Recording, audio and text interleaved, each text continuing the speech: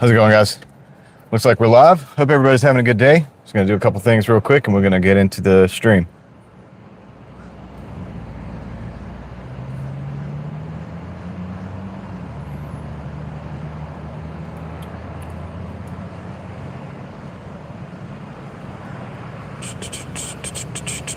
Let's go. All right. So welcome to the Monday midday live. We're just hanging out, gonna let some people show up. We'll test the audio, we'll test the video, make sure everything's good, make sure the signal's good. And as soon as we get a go ahead, we'll get going. So we got a lot of new stuff going on, little projects, little things that I'm working on, and so we'll get into some of that and just hang out and see what you guys have got going on. I went to a different bin store today, so a whole different town. How you doing, Diamonds? What's good? Hope you're doing well today. Thank you for stopping in. Thank you for dropping in. Went to a different bin store today, got some different stuff. Was in a whole different town. And interestingly enough, the power went out when I got there. So, yeah, they were cash only. And so that's, just goes right along with the whole, keep a little cash, just always be ready because the power goes out, things happen. And, that's how it goes. So that's how it goes. But fortunately, we had a little bit of cash, so I was able to do my haul. I was able to get a big bag full of stuff. It's a lot at that bin store. So hopefully, well, it is some good stuff. I know it's good stuff. So we'll do pretty good on that. And I'm pretty happy about that. I got some other items we'll get into in a little bit here. But how's everybody's day doing? I had to get gas today at a different place than I normally do because I didn't go to that city. So $2.99 was the price. So we're checking the gas prices. Let me know where the gas is, where you are, how much it was, how much it is. $2.99 is what I paid. 7 cents off is what I got with the Upside app that I use. Very cool. I'm doing Instacart, about to go to Goodwill. Nice. So you're doing Instacart and going to Goodwill for Instacart, or you're just doing Instacart and you're about to stop in Goodwill separately from that? That's cool. So Goodwill's not as good as it used to be as far as thrifting. I still go in there occasionally, but I'm not able to get, the amount of things that I used to get because they have actually a YouTube store, Goodwill does. And so they pick a lot of the good stuff out. And they've kept some of the prices a little bit high. I'm gonna roll these windows down. Might be a little loud. Pick a lot of the good stuff out. And sorry about that, guys. Sorry about that. My audio on my second phone there, but yeah, they've kept the prices a little bit high from what they supposed to kind of be for thrift stores, right? You think you go into a thrift store, you get really good deals, and yeah, it's not necessarily the way it is. Separate. There are some stores that stick to the set prices. Yes. Yeah, I'm sure it varies store to store, but on the whole, Goodwill seems to be like not the best option, but I still go into them. All the time. So are you thrifting for like eBay, or are you just for yourself, just looking for stuff? I'm about to be Doordashing in a little bit, by the way. You're Instacarting, everybody's gig apping, everybody's stacking those wins. That's good though. We got to stack those wins, stack those dollars. There's a little, $5 here, $10 there, whatever, it adds up. Stack it up. And that's what we do. But that's why I was at the thrift bin store, because I was doing a little bit of thrifting there. Well, I don't know if we'd call it thrifting, it's the bin store, but welcome to Hal Squirrels Magnet Fishing. How you doing, buddy? Hope you're doing well today. I just got back from the bin store, and we'll go over some of the little stuff that I got. I'm not going to go over everything because some of these items are kind of boring, but I'll show you guys some of the stuff I got for $1. It was Dollar Day. So I always go on Dollar Day, and I normally go to one in a certain city, and then I went to one in a different city today. And then Wednesday, I think I'm going to another one because they have like a 50-cent day. So we'll see what we can get for 50 cents. But it's the hustle. That's kind of what I'm doing. It's part of the hustle. That's what I do. You know what I mean? I Doordash, we thrift, we go and find items at bin stores, and we do pretty good in the bin stores. The bin store is the best. Doing well, thanks. Yeah, that's good. I'm glad to hear you're doing well. That's awesome. Yeah, thanks for being here, brother. All right, so some of the stuff we got, I'll go ahead and show you guys one thing we got that I kind of wanted to get anyway, and this isn't very high quality items. It's kind of a example of what you find in the bin stores. Go ahead and get into that. Why not? Why not? I'll show you guys an example of what we find in the bin stores if I can get it open. It's a box, a little box like this. Oh, okay. Sorry, opens a different way. Appreciate that thumbs up, Squirrel. I appreciate that. So this is it's like a wireless mic, or a wireless mouse. I picked up a couple of these. It's a wireless mouse, and it's got. Well, damn, it should have. Okay, yeah, and it has a transmitter in here, so you plug that in. You know, and you got a mouse, and I don't have a mouse for my laptops and stuff at home. So I got a couple of these. I think I got 3 of these because they're $1 each, whatever. $1 mouse, wireless one. So we're gonna try that out when I get home. So that's not to sell. That's not for selling, not for profit or anything like that. I just need it. It's all good. It's about it's about the got to keep the energy and the momentum going. That's right. Absolutely, got to keep the. And that's what I tell people. You got to stack the wins. Okay, so you get a little win, that's good. Stack it. You know what I'm saying? And if you got a big win, stack it. Don't sit there and complain about it. Don't complain about making $2 or $3. Just make $5 10 more times. You know what I'm saying? Do it and then do it again. Do it again 20 times. That's kind of what I do with this thrift stuff. So I've got items in here. They had these water filters, these Samsung water filters. It's a pretty good item. So I got a few of those. All this stuff's $1. Let's see, what else did I get?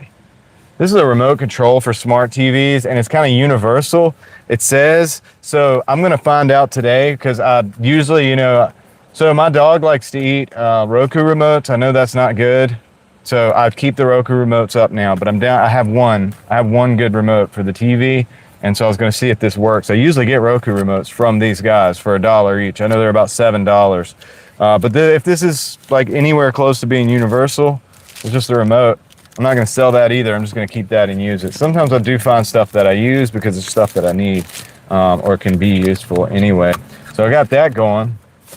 Got some of these blades. These things are awesome. I've sold a bunch of these in the past. I got a few of those, you know, for $1 each. It's awesome. Got some vacuum cleaner filters. So that's kind of the deal, man. I got a bunch of other stuff. You know, this is I've gotten a few of these before, and this is super useful. And I actually use this, but this is just a simple. It's like a GoPro foam grip, and it's got the mount up on top. And I have one of these in the bag right now for the GoPro. So I have one that has a tripod, but I have this because it's a lot more silent when I'm moving around and filming. It doesn't have the rattle that my tripod mount has. So these are actually really great. And I have one, but you can sell these too. So it's an official GoPro item right here. It comes with a lanyard. These things are awesome, actually. So I've gotten myself one that I use, and then I have an extra one, and then I have this right here. So that's pretty cool. Got some LG water filters. Those are great. So that's the kind of stuff we're doing around here, just hustling and you know, making it happen. Let me check this chat here. So just saw you were live, so I came in on my break time. Yeah, I appreciate you being here, Squirrel, on your break. That means a lot to me, man. That means a lot to me. It's pretty awesome. Posted a video, what I found metal detecting. I saw that you were holding up like a little car or something. I'll have to check that out later on. I will. I got a couple videos I've got to shoot that are going to be kind of interesting. A little bit different than what I do on the channel, but we have, you know, if you check my community post, you'll see a picture there. That's one of the videos. And then a couple of the other videos I've got are kind of similar to that, but not. It's like sciencey stuff, but it's going to be fun. Pretty cool stuff to look at, and I think it's going to be awesome. It's going to be a blast. Let's put it that way. I don't want to say that sounds bad, but yeah, that gives you an idea though, in a good way, in a safe and good way. So another thing I got today, guys, was this box. What do you think is in the box? What do you think's in the box, guys? Let me know what you think is in the box. I think I might have just showed it, but it's backwards. Can you read it? It's backwards. But yeah.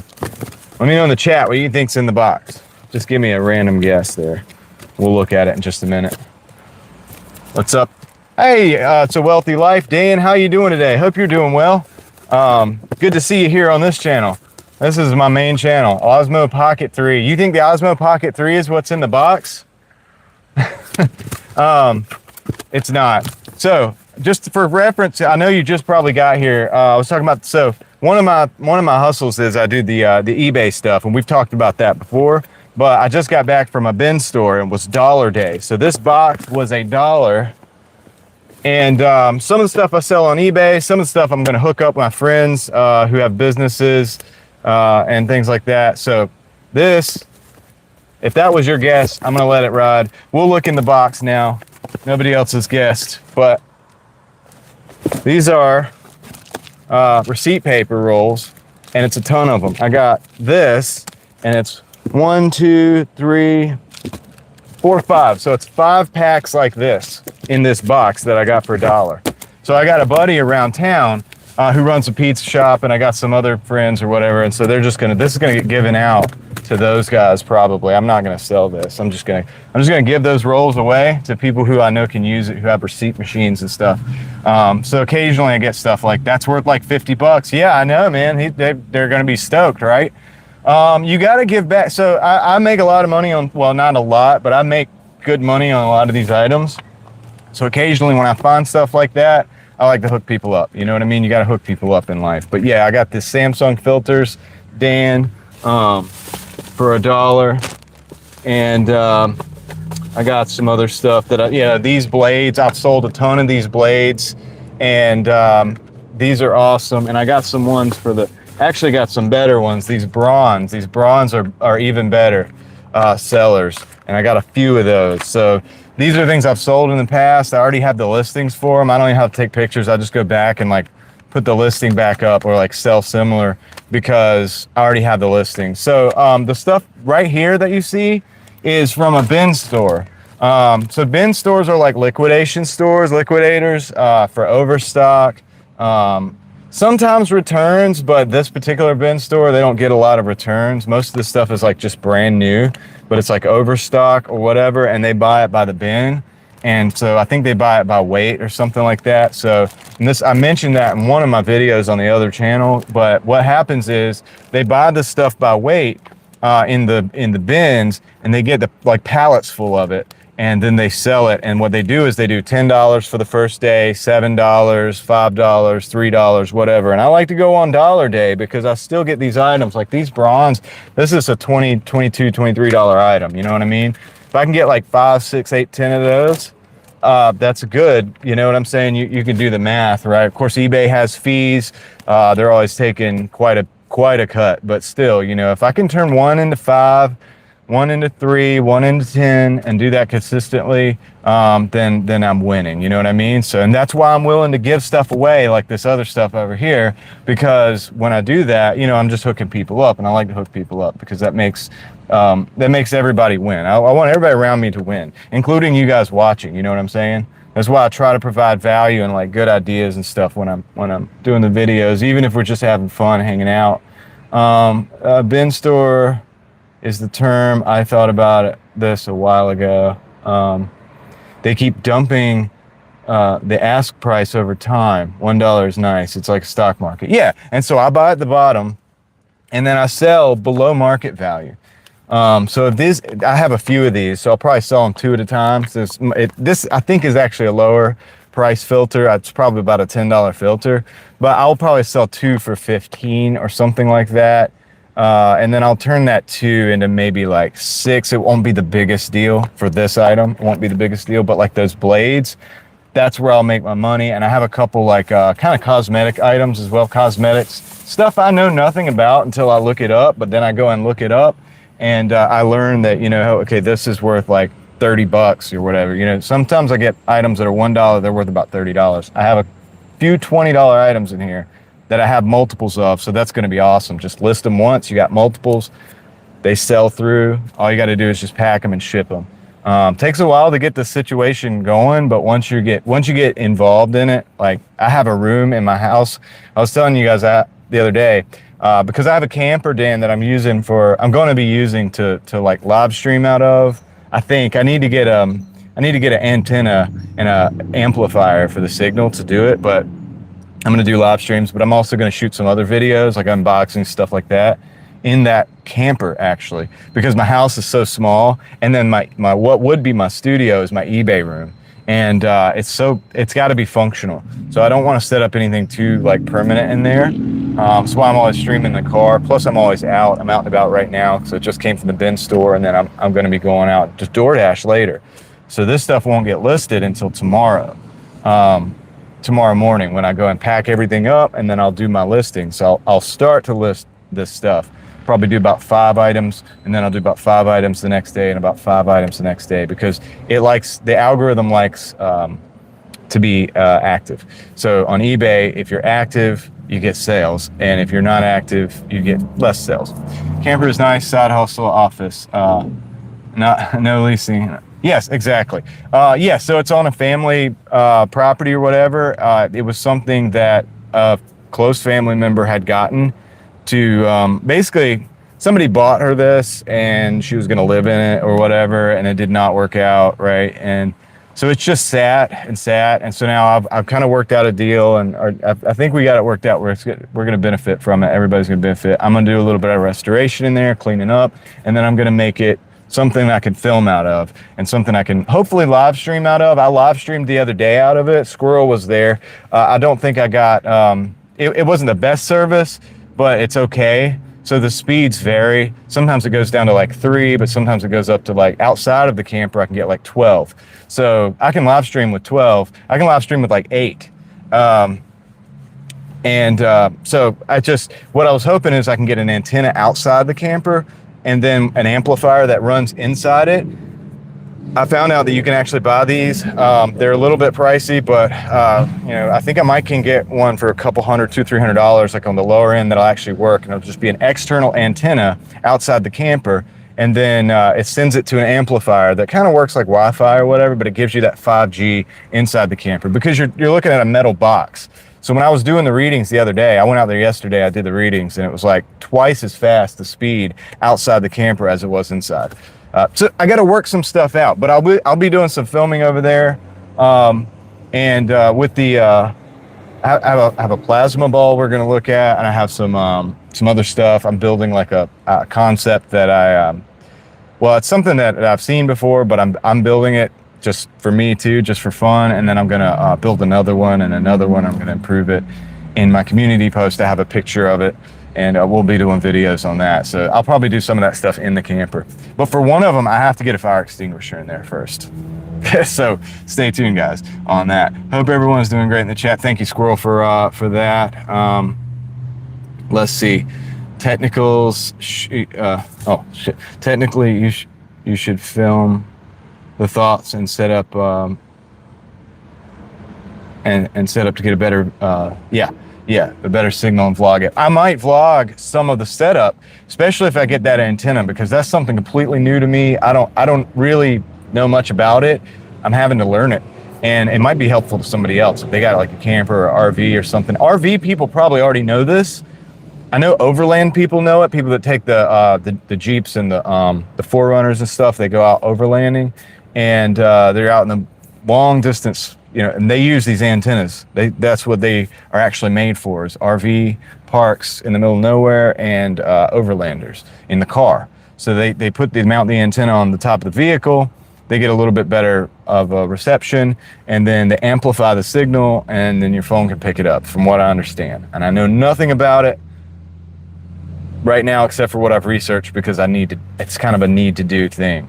But I did get it working the other day, so it was a little glitchy. So I will probably do some live streams, nothing important. If I have like a really important presentation or something, because I'm going to start doing some presentations on Real Thoughts. And so we're probably going to be reading out like some books and stuff and I'll need the desk for that, and I'll need my laptop available and all that, and I'll need the signal to be good, because that's going to be a rewatchable experience. But when we're just hanging out live, I don't mind it, as long as you don't mind it. if you guys don't mind having it a slightly glitchy service, you know what I mean? Kendra, welcome in the house. Hope you're doing well. Thank you for being here. Let's see. Would be awesome to see you getting it put together. Yeah. Yeah, I might do some of that. You know what I mean? I may. I want to do it without while retaining the privacy of the property that it's on. You know, because it's a family property. But so I don't want to film too much of their stuff because their house is not far from there. But it is a little ways away from the house, so we can hang out like at the back of the camper and stuff and all that. Teal Horse, welcome to the house. Hope you're doing well.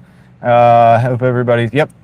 You too. Hope you're doing well. Also, it's Monday. We're stacking wins. We're stacking hauls from the bin store, and you know, we're talking about we're kind of scheming a little bit. We're scheming a little bit, but doing the YouTube things. So yeah, I mean, look, coming from the ground up, basically working with what you got, you know, and that's what I have going on because I don't have a huge budget to put all this stuff together, and so just making it happen with what we got is the name of the game. And you know what? You're right. If I show that, it's probably it might inspire some people to be like, hey, I don't have to have a massive, you know, amount of money to build this huge studio and build all this other stuff.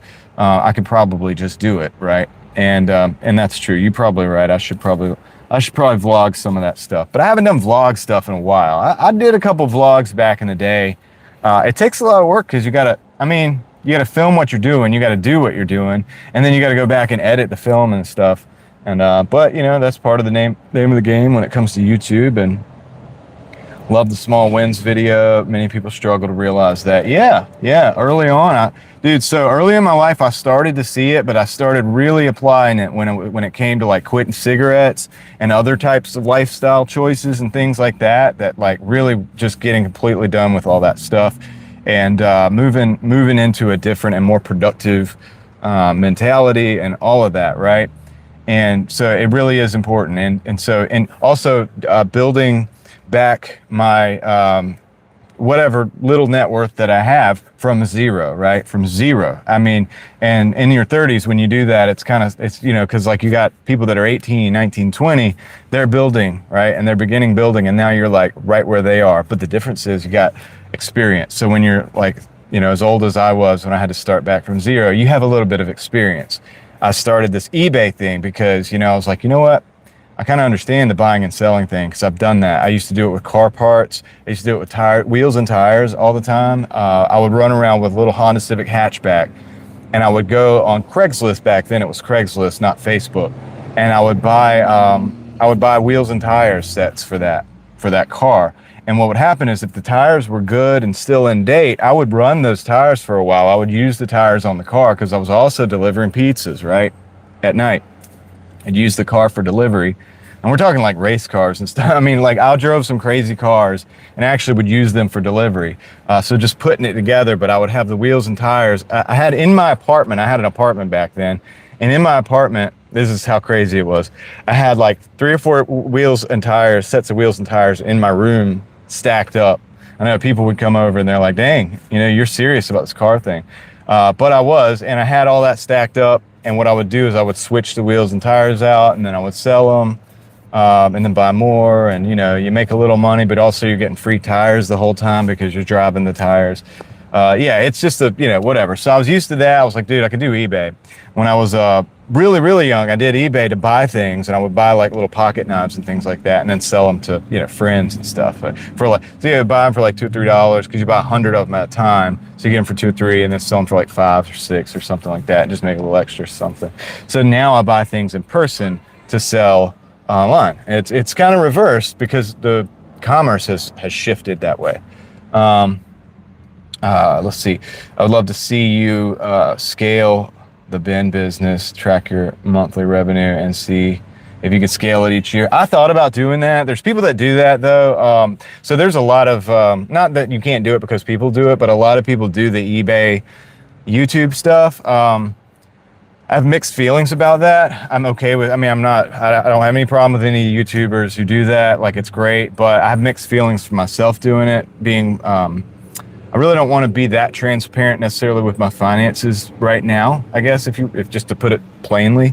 But it would be good. I could see benefits to it as well, because even just like if for tax reasons, I keep really good books, but for tax reasons and stuff, I could literally show videos of receipts and selling things. But I keep all these receipts and everything. I keep all of it up. It's a business. You have to do that. But I don't know. I mean, I could do it, but that would be another channel. That'd probably be another channel, right? I've got so much stuff going on right now with the 2 channels, but maybe in the future, you know what I mean? Maybe in the future I'll do that, and it could help. I guess it could help people. But there are a lot of good, I guess, eBay channels or whatever that are pretty good at what they do, and they're going to teach you the same stuff. I guess I could do it too, though. You know what I mean? See, definitely not something you see in an apartment on a regular basis. Kind of normal for car people, though. You guys are to me. Yeah.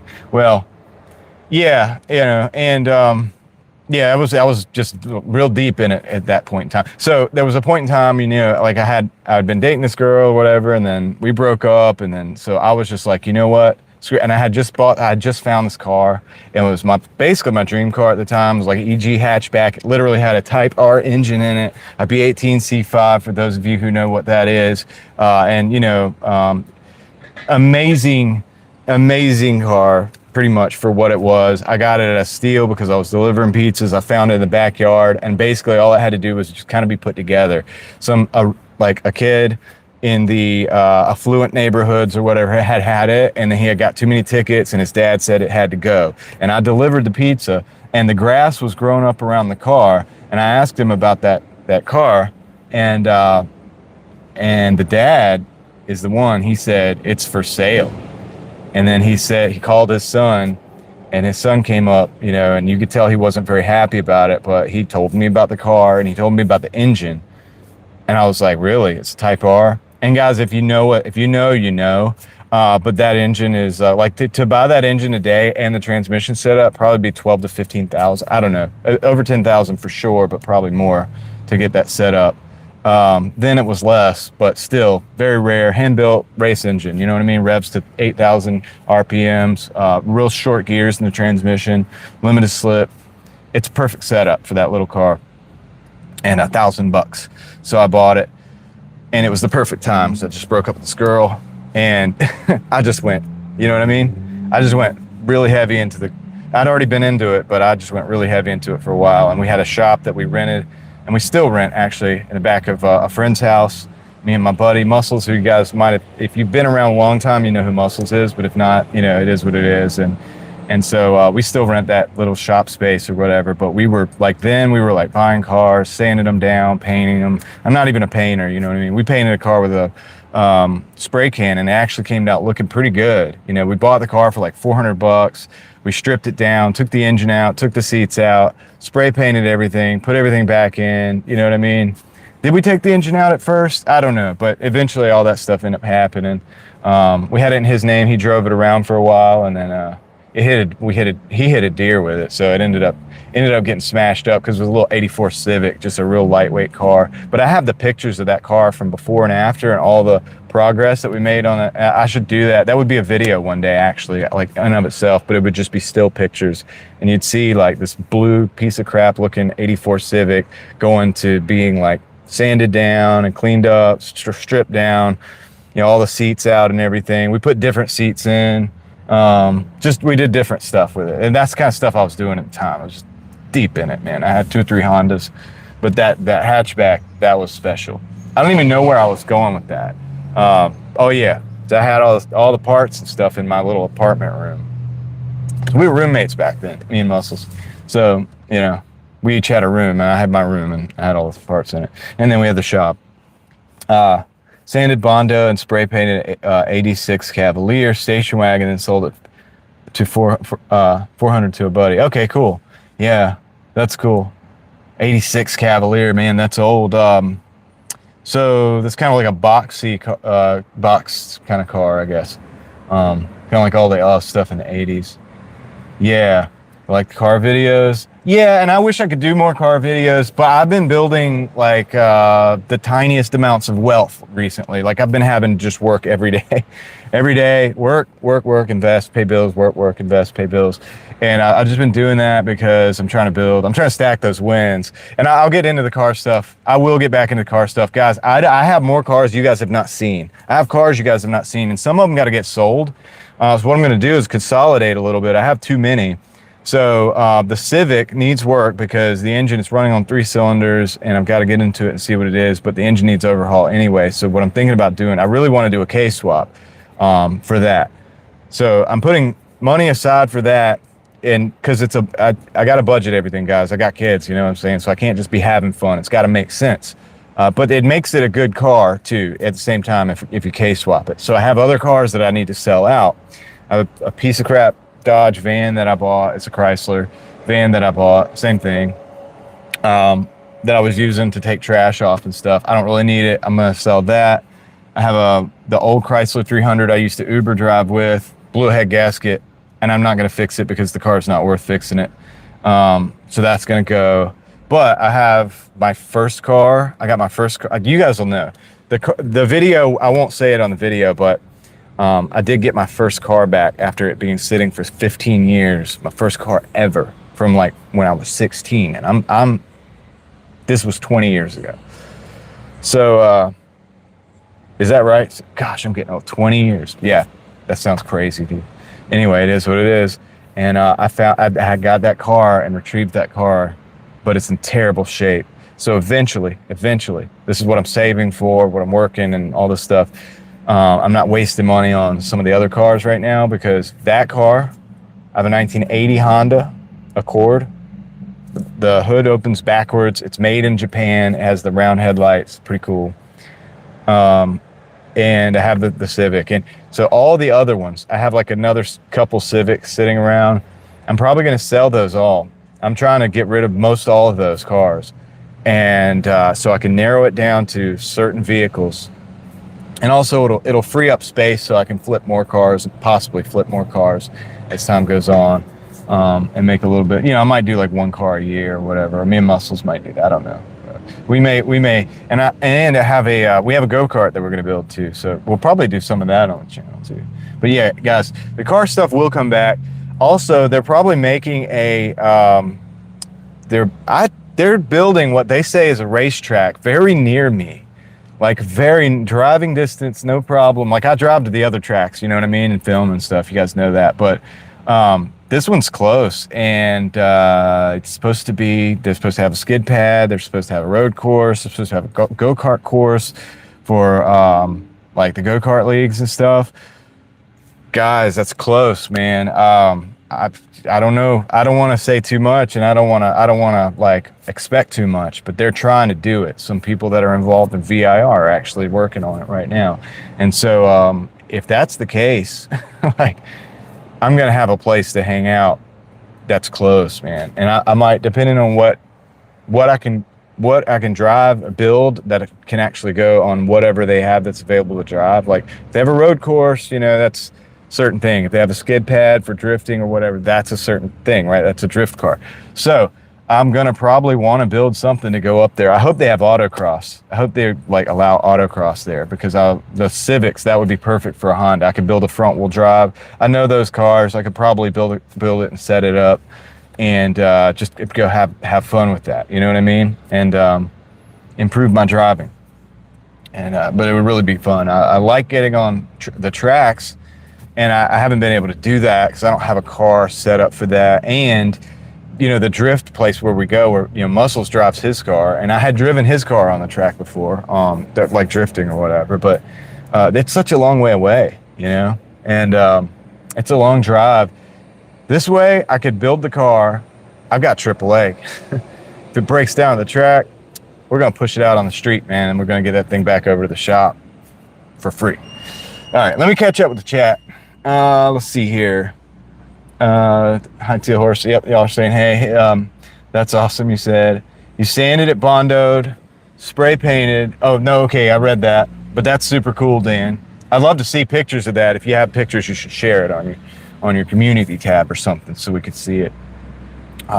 Really enjoy the car beauty. Okay, our house looked like that before we got a place with a garage, wiring harness, bumper, rims, all kinds of car parts in the living room. Yeah, yeah, you got a real one for a husband there, a real car guy, for sure. Gosh, it's so cool. Had a moment like that the other day. Like, wait a minute, this song came out 20 years ago. Yeah, dude, I just realized that. I was like, when did I get my license? Like 20 years ago. Dang, man. Getting old. But that's okay. I feel pretty youthful, right? And I do. I feel pretty young. Have a great live stream. See you soon. Okay, Squirrel, you got to go back to work. I appreciate you being here and spending your time on your break with me. That means a lot, man. I appreciate that. I would love to go to Cletus McFarland track to drive, and then also for Christmas drive through. The Christmas drive through he does now. That would be awesome. Oh yeah, that would be cool. Yeah, that guy's gone far. Dude. Yeah, Cletus McFarland. I don't have time to really watch all the videos anymore like that, as far as like the car videos and stuff. I used to watch a lot of that stuff. I remember, like, I think he got like a hovercraft or something. That was years ago, right? And it was cool. But now he's just doing everything and super involved in racing, and then he's got the track and all that stuff. Let's see. But yeah, no, this will be awesome, guys. If this is true, and I don't know if it's going to take a year, 2 years, 3 years. They're just developing. They're like chopping trees down, like pulling trees out of the ground and stuff, laying groundwork for this thing. But it's supposed to happen. I'm surprised it's going to happen if it does. Like, with the politics around in this area where I'm at, I'll be happy though if it does. There used to be a ton of racetracks here, a ton of little oval tracks and things like that. There was a ton of them. There's still, I'm not too far from Orange County Speedway as well. So that's a thing, that's a place. Obviously that's like oval track. And they used to have go-kart stuff over there too, but they don't have that. That's like all needs to be restored. But they should do it. That'd be awesome. Build a go-kart. That'd be crazy. We would have a blast, guys. Yeah, so there used to be tracks all over here, man, like little quarter mile and eighth mile, like circles, like, and then there is a 1/8 mile drag strip not far from here, and like I said, Orange County. I mean, I'm in racing country, not far from all the racing country. I'm in the middle of it all. I go to Rockingham sometimes for shows, and then they have drag racing down there, but they also have the Rock, which they brought back. Then some of the guys do drifting there at the Rock. They have like the Little Rock. It's this little track on the side, and they have the infield all set up for the drift event. So I've been down there a few times. I'm down there a lot, but I haven't actually ever seen a NASCAR race there. And so now hopefully that can actually happen. Let's check the chat here. Let's see. You're in NC. Yeah, my husband keeps looking at houses there. Oh man. Yeah, it's expensive, man. It's gotten so expensive, and I'm kind of mad about it because I don't own my house. We rent still. So we should have bought. There's a time when I should have bought houses, and I didn't. And I'm kind of kicking myself, but it's not impossible. It's not. That's why I've been working extra. It's not impossible. But there's just so much development in the cities of Raleigh and Durham, and there is like what's called the Research Triangle Park. People come from all over the world. So yeah, prices have gotten insane here. I would like to see them go down, but I don't know if it's going to happen. Just invest in AI, you will catch up to housing. Maybe. I mean, I have a small allocation in the AI space, for sure. Of course, right now, all the investments are looking like they've done really well. Of course, and I think a lot of that might have to do with the rate cuts and all of this, But yeah, no, AI, you're probably right about that. I'm not going to go all in on that, but I'm watching it. And I'm listening to what you have to say on it and others as well. Yeah. So that's what and that's why I do these, I call eBay the money multiplier. And then of course, from the money multiplier, you go to investments. So, yeah, it's a system, you know. And then, I mean, it all starts, the seed money, like crazy enough, you know, and people think it's wild, but DoorDash, seed money. You DoorDash, you get $150, you go to that bin store, you multiply it, and then you go invest it. And then it also increases as well. So it's kind of the game I've been playing for the last couple years, with a couple other add-ons as well. So, yeah. I should just make a banger and get 1 million views on YouTube and blow up, just get rich that way. No, it's fine. That's not necessarily the game plan, but it could happen actually. The more times you do that cycle, the more you win. Yes, and that's why I haven't been buying car stuff and car parts and doing a lot of car crazy stuff. I used to spend a lot of money. Like when I was back then, that's how I ended up with, I mean, well, it's not the only reason, but that's how I ended up starting at zero, because I mean, I didn't have a family and all this. I had fun. I went around the country. I visited a lot of places and a lot of people and spent a lot of time doing things. And I had my cars and all that stuff. And then I started my family. I had to downsize that. I had to change my income changed, all this stuff. So I am rebuilding now, and that's why I haven't been putting a lot of money in the cars. You know, I could do that case swap, but it's probably $3,000. I get everything I need for that, and it's great. It would turn a 1993 Honda into, you know, a K series, which K series are in everything from the early 2000s to like up to lately. You know, they've switched some stuff, but you can still find the K series engines for like $600. So once you have the swap done, you could find you can replace the engine very quickly and easily, because it's just what's available now. I used to swap I used to do B series, but the B series are hard to find now. Actually, they're not available as much. So you got to kind of almost have to do the K. I would rather have a B series. I like it. I have a lot of nostalgia with that, but you know, the K series makes sense. But I'm not dropping $3K on that right now. I'd rather invest the money. I'm building that way. The more time, okay, yeah, it could happen. It would be awesome if one or both your channels blew up. Such great things to say. Oh, that'd be cool. Yeah, I mean, it'd be cool.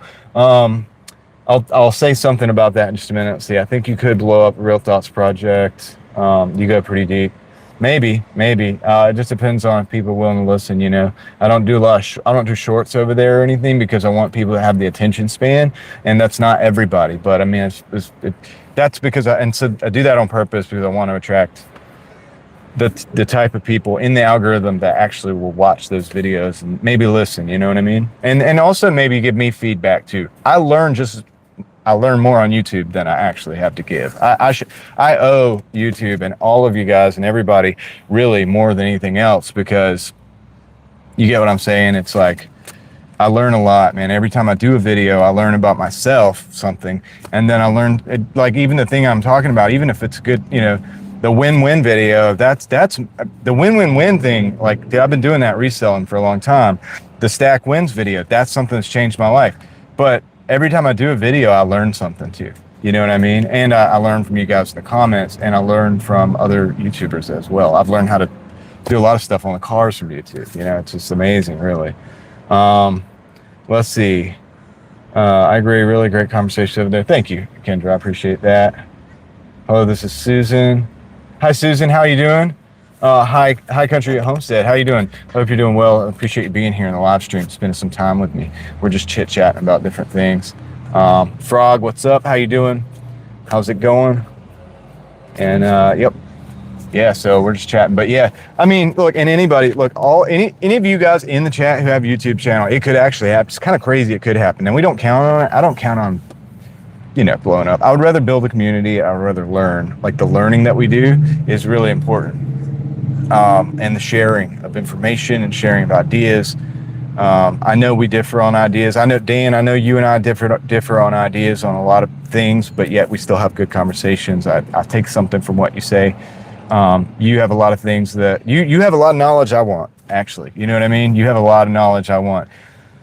Blowing up scares me some. That's what I was about to say. Remember when I was like, I'm going to say something about that? Okay. So I realized on the couple videos that I got like 20,000 plus views or whatever on, I started to have this realization that a lot of people that are making videos, and maybe at the time myself included, I would say, are not really ready for all of that, because it's a lot of new people.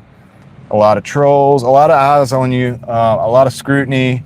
You know, the people that get like 100,000 views per video have honed their craft to the point where, you know, their articulation is on point, their message is on point. They do this every day. They know what's up. They have a thick skin. I have a pretty thick skin though. I don't really care what people think for the most part. I mean, I value you guys' opinion. You know what I mean, the difference there. I don't care like if a troll says something. I really don't. You know, a lot of people have a problem with that though. And then you're going to get it. You're going to get, like, even like I said, the videos I got that was 20,000, between 20 and 30. Even those people came in, you know, saying all kinds of stuff or whatever. And you just take, you know, I appreciate it. Okay. But it could get under somebody's skin. And so you also have to think about whether your ideas actually hold up. And that's why I'm honing my craft as well. The art of thinking, the art of discernment, and the things that you have to say. It's like, go ahead and do the video, understand it's not perfect, realize it, and go from there what you could do that might be better. Because one day it may be 100,000 people seeing that. And you want to, hopefully it's good, right? Hopefully it's good. You get what I'm saying? I know, you know, and everybody's thought about it. And so people want to blow up because you can get paid for that. Of course, it's nice. It would be nice to get, like, you know, I have a video on here that I did before I was monetized, guys, as far as the money goes. That video, it helped get me monetized, and after monetization has made me like $75. You know what I'm saying? One video. So it just makes you can, but I don't go for that in my videos because I like the community that we have, and so sometimes I'm just having fun. I'm going to do that thing that you guys saw in the community post. I posted a picture up today. It's like a little contraption I put together. It's going to be just for fun, man. You know, hopefully YouTube doesn't take it down when I do it. Like I said, I gotta get it. Make sure I have a fire extinguisher over there in the camper when we test that out. Let me see what, check the chat here. Oh man. Okay. My biggest concern is it goes to my head. That's what you said, Dan. Okay, yeah. No, I understand that. Don't let it go to your head. You know who you are. You're willing to improve. Like, always be willing to improve, but you know who you are. Stand on it. You know what you believe. Stand on it. No problem, but also be willing to, you know, that's my thing, is like, I am willing to like change my mind about something if I find out that I'm wrong, right? I am. It's a tough thing. It's a tough cookie to swallow because you got it. You swallow a cookie, pill to swallow, a cookie to eat, whatever. It's tough because sometimes we really have a good feeling about it, but sometimes when you believe something, you have a belief or whatever, you should stand on it. If you don't stand for, I've said it before. I said it on the last stream, and I'm not going to sing the song, but if you don't stand for something, you'll fall for anything. Or you've got to stand for something, or you'll fall for anything. That song, it's true. So it's okay, you know. But you also got to pick the hills you want to, you know, be willing to bite the dust on. You know what I mean? So I know, but I totally get it, Dan. And I think you're doing a good job at what you're doing. Like I said, you have knowledge that I want. And so because of that, I know you have value to add. It may be more in one area, more in another area, and the same with me. I might have value that's in a different, I guarantee it's a completely different area than you.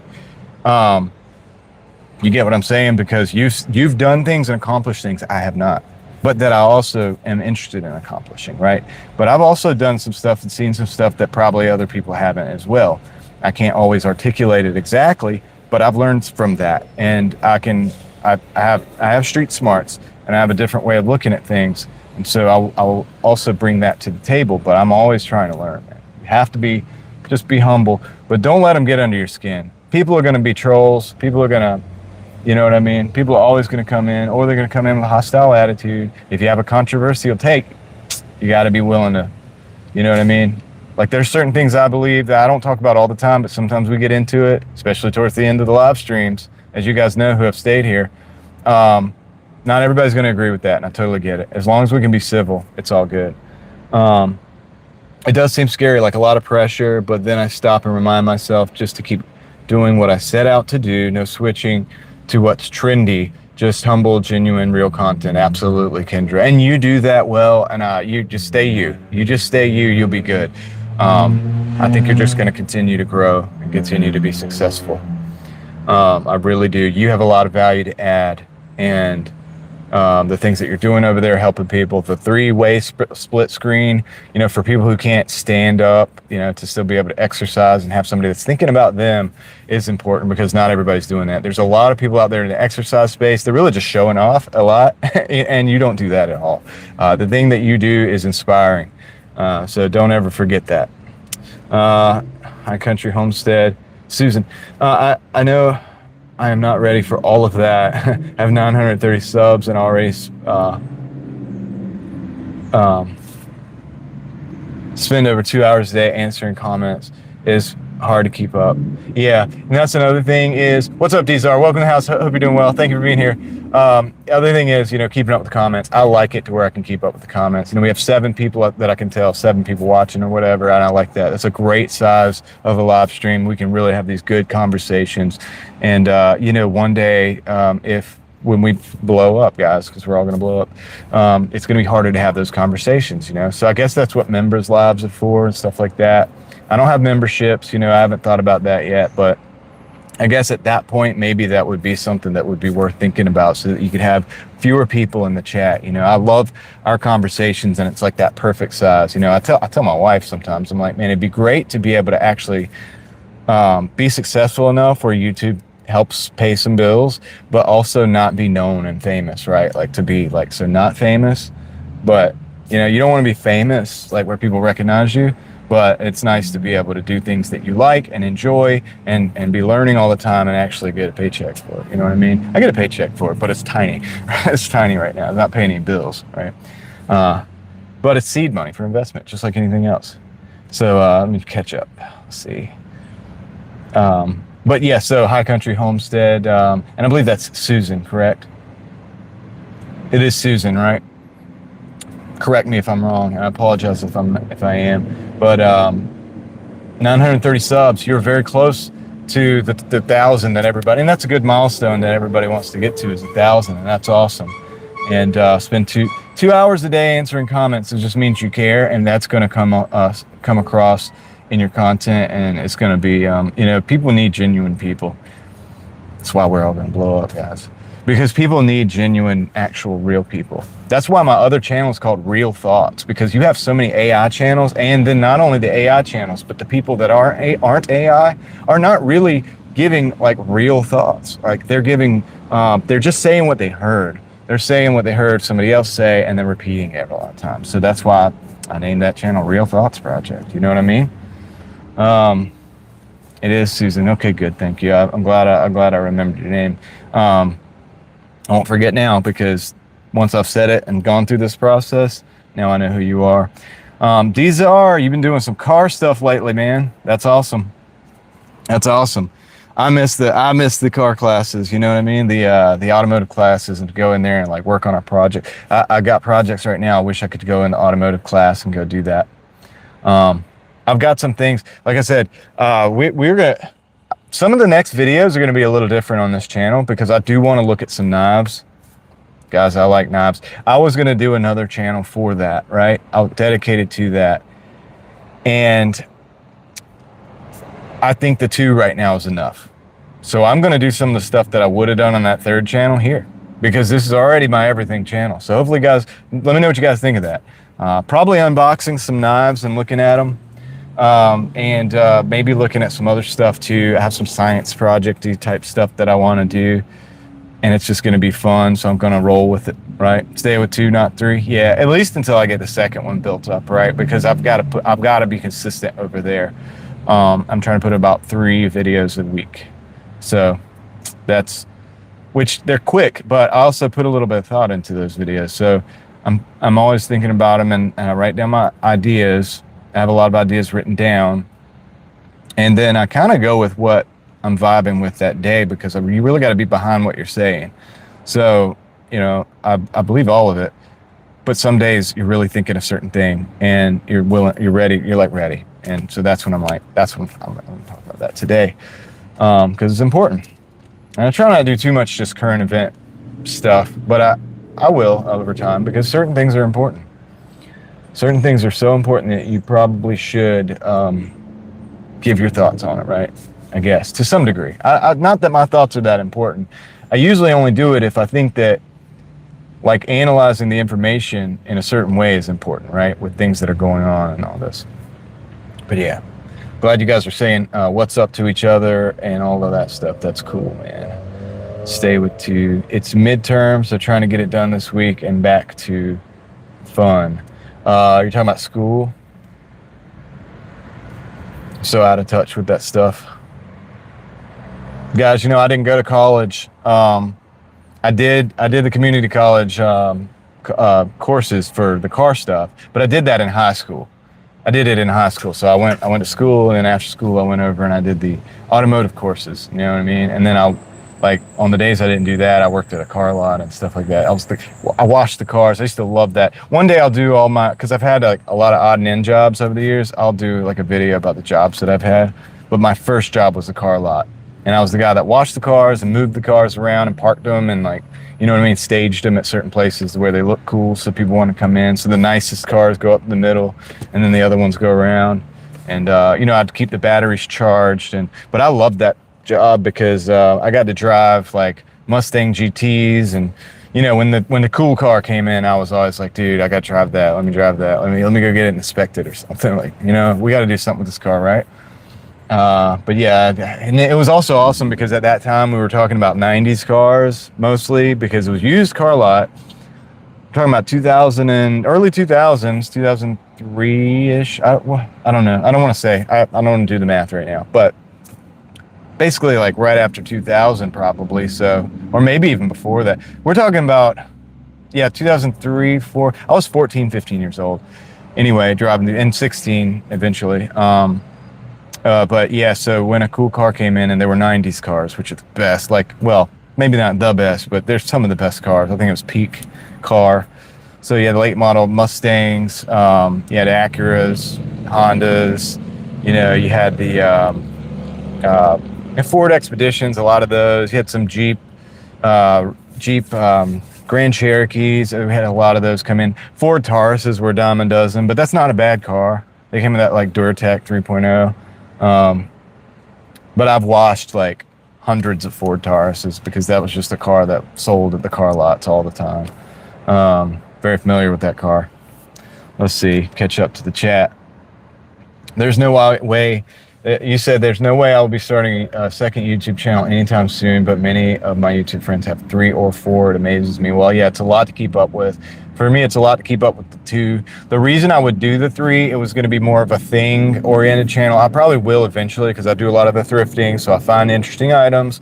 I want to be able to just show the items, maybe not even just be me, like in the videos as much. It's just so much showing the items, you know, kind of doing like a video of the whatever item it is on a tabletop and just maybe talking about it a little bit, but like not doing much more than that. And so I could bang out a lot of videos on a channel like that because I come across a lot of cool stuff. But I can also do that stuff here, I think. You know what I mean? This is my everyday channels or everything channel. So for now, I think I'm going to do that because then I'll get like, I guess it's interesting. You guys will find it interesting too. Probably some of the stuff, maybe. And, you know, then at least I get peanuts back, right? That'll help so I can turn it over. Let's see. Yes, I am good. Thank you, Susan. You guys are talking to each other again? Yep. Susan's from Australia. That's awesome. They're warm here in Michigan. Yeah, it's warm here in North Carolina right now too. We get colder this week. We've had like cool nights, but we've had warm days. The sun is out right now, and you know, it's kind of like almost like, I guess, desert kind of thing because it's getting real hot during the day, but when the night comes, it's cool enough almost to wear like a hoodie so far. So it'll just get cooler as time goes on. Trying to buy some land for another location for work. You're trying to buy some land for another location for like bank stuff. These are. That's interesting. I'd love to see. I'd love to see that research. Yeah, it's been watching a hot summer fall. Yeah, sounds very unpleasant. Yeah. You're in Michigan too, Frog? First winter in Kazoo. All right. Scares me that y'all are in spring now. Yeah, it's interesting. Everything's inverse down there. It's kind of a trip, isn't it? Every summer there are wildfires. Last time, all my neighbors' houses. Oh no, that's terrible, Susan. Well, I hope that this summer is a little bit more tame on those wildfires. We have wildfires in certain parts of our, in my obviously in America. I'm in America, and it's very big here. So there's so many different climates. Talk to a lot of people, and they're like, it's the traditional like America. Oh, it's New York. It's like, no, of course not. And I know you know that. But out west is different than the West Coast is different than the East Coast. We have desert, we have mountains, we have almost like jungle, we have obviously beaches, and then places that are not perma cold, but like it gets pretty dang cold in the wintertime, so it's crazy. So yeah, but we've had issues with wildfires recently. So hopefully everybody's good and doesn't get doesn't have the problems with the wildfires. Just trying to catch up here.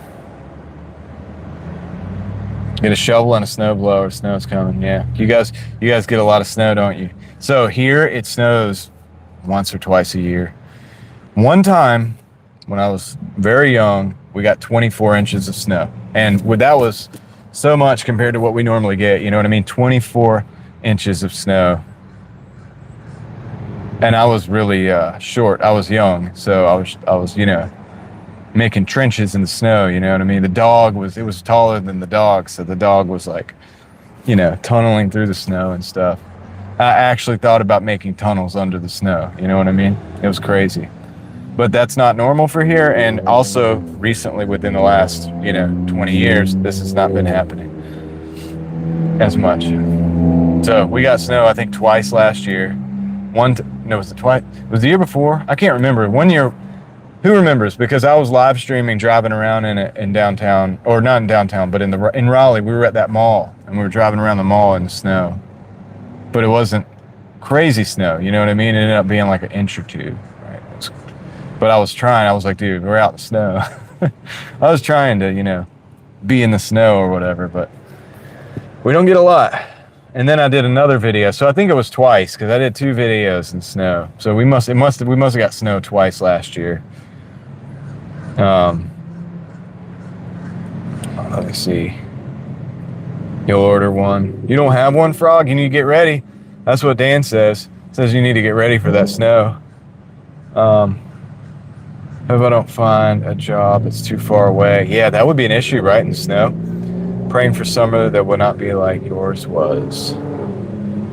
Snow is awesome. You get lots of snow in the winter. That's cool, Susan. So you get a lot of snow and hot summers. Australia is interesting. I've never been to Australia, but I'd like to go one day.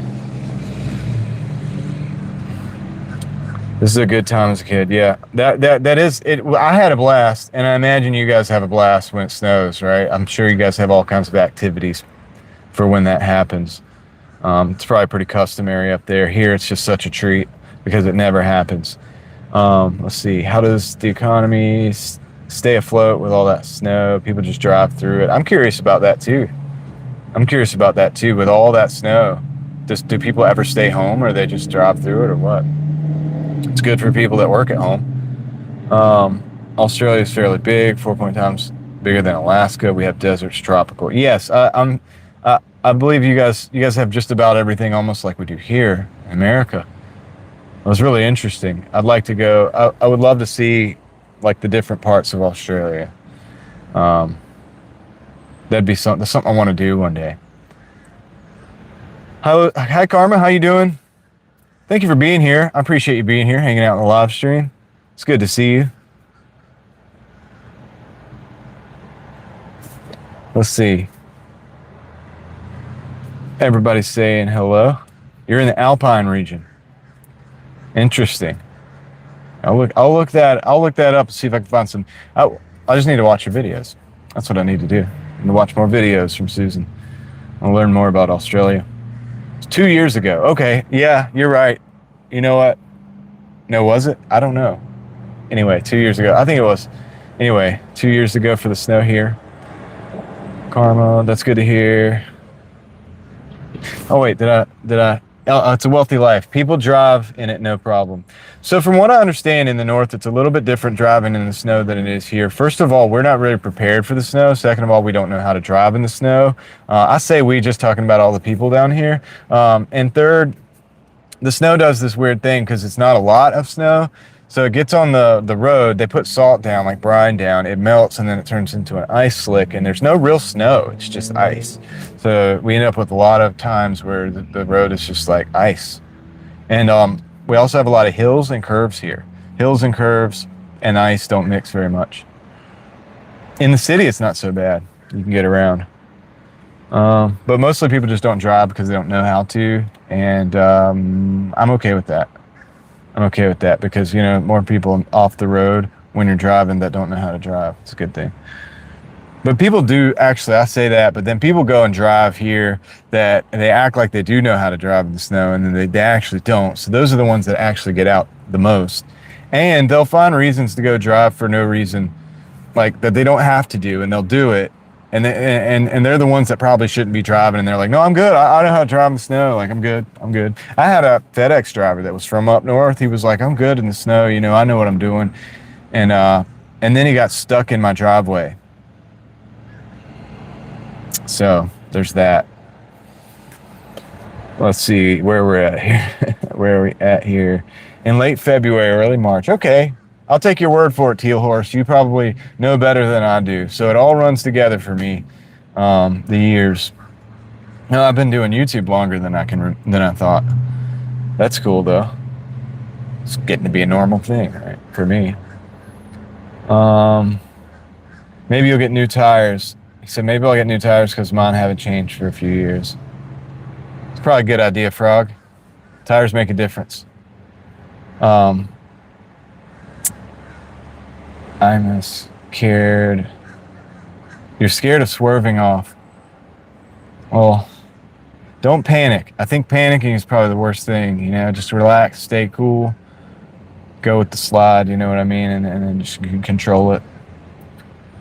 Karma says, I'm exhausted. Was up till 3:30 with my 1-week-old kitten. It's 2:30. And I'm just getting breakfast because we're busy finishing projects before winter. Well, you know what? You got to do what you got to do. And hopefully you got a little bit of sleep. And you're able to get all your projects done before winter, of course.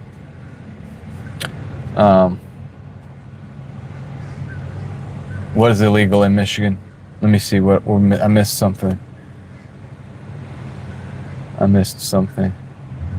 Do people put chains on their tires like they do here driving snow? And It's a Wealthy Life says it's that the chains are illegal in Michigan. Can't do that.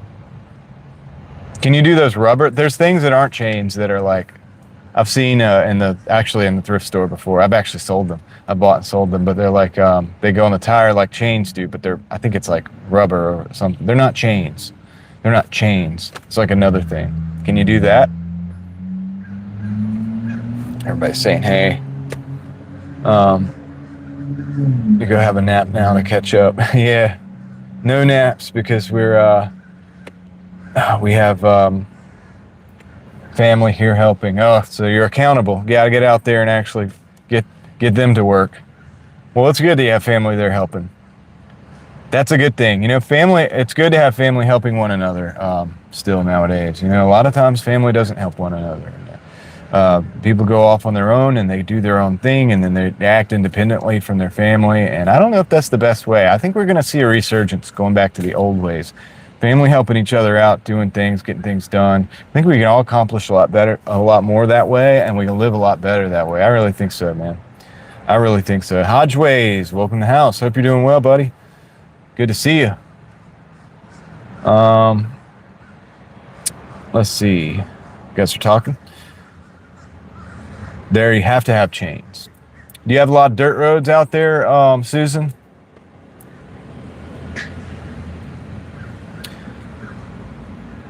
And you have to have chains. Is that by law? That's interesting. Yeah, I've never felt the need for chains here, you know, like I said, because it doesn't snow that much. But it'd be interesting. Hope you're not that late. You're not that late. I mean, technically we're an hour in, but it's just it's flown by. Honestly, it's flown by. Um, we've just been chatting about all kinds of things. Snow. We got Australia in the house. We have Michigan in the house. We have oh, I can't remember, Kendra. I can't remember where you're at. We have North Carolina in the house. And if you guys want to, you can let the chat know where you're at. Can't remember where everybody is from, but we got a lot of different places. We're talking Ohio in the house. All right. There are some dirt roads, but mostly asphalt. Okay, that's good. Manchester, United Kingdom, in the house. All right. This is a gathering from all over the world. And you know, this is one of the coolest things about YouTube. Actually, is we get to talk to each other from all over the world. If we knew this would be the case, I mean, I don't think people realized this like 50 years ago. This is ever going to happen. You just have a bunch of people hanging out, chopping it up from all across the world, all different places. You got Australia, UK, all kinds of places within the United States, and pretty awesome. Pretty awesome. Yeah, you guys are all catching up with one another. But yeah, so we did pretty good at the bin store, I think, you know, and I got so there's some items I will get, you know, like I said, I don't have a mouse for, you know, when I go to when I do the trailer stuff, I'll need to take a laptop over there for some of the more research oriented stuff. And this was $1, you know, just a basic wireless mouse. You know, I should have got some of these and gave them to the same guy that's going to get some of these receipt rolls, because he's always having problems with his mouse. You know what I mean? He's got like 3 computers with the POS system over there. He's always having problems with the mice. I should have bought him like 10 of these things.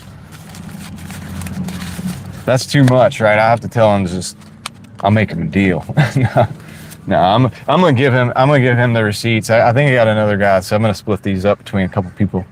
But they'll be very appreciative of that. Save some money, right? Save some money. I wish I could give him a receipt, you know, but I can't. Oh, and the park had the plumber out a couple weeks ago to fix the water main to our house, and we woke up to a flood. So the water is off until they get, oh man, I'm sorry to hear that, Karma. That sucks. So not having water is definitely a bummer. So speaking of broken water mains or busted water mains, I said this way early, but there was like 2 or 3 people here. Some of you guys weren't here. When I went to the bin store, and this is why you guys should always have some cash. And I know we've spoken about this. You know, everybody wants the electrons right now, right? The electronic money, but you should have some cash. Because when I was at the bin store, the water main broke or something in that town, and every store, the power went out. The power was completely out. They could not take credit cards. They couldn't take Apple Pay, none of that stuff. Thankfully, I carried a little bit of cash, because when I'm going to go buy stuff, I always, you know, I don't always have a lot of cash on me, but I have cash on hand to buy things for the reselling stuff, right? Because a lot of thrift stores prefer cash and things like that. But yeah, if I hadn't had cash, I'd have had to walk out of all this inventory and leave it, because they said it was going to be 6 o'clock today. And it's, you know, we're talking, this was a couple hours ago. It's 4:30 now. So 2:31, between 1 and 2:30, I would have had to wait 4 hours to make the purchase. They're closed by then. So I would have had to walk away from all of this inventory if I had not have had cash on hand. So guys, it's a good idea if where you live, you know, you still are able to really use cash for transactions, to have some on hand and just have it just in case, because you never know. You never know. That would have cost me an opportunity cost of, you know, $150, $200. I don't know. You know what I mean? Like in potential profits that I would have had to have walked away from, because I would not have been able to purchase the things that I purchased. And I wouldn't be able to hook up the homies, right? With all this cool stuff. So just something to think about, just something I wanted to throw out there. It's kind of important. I put it in the title, actually, I think.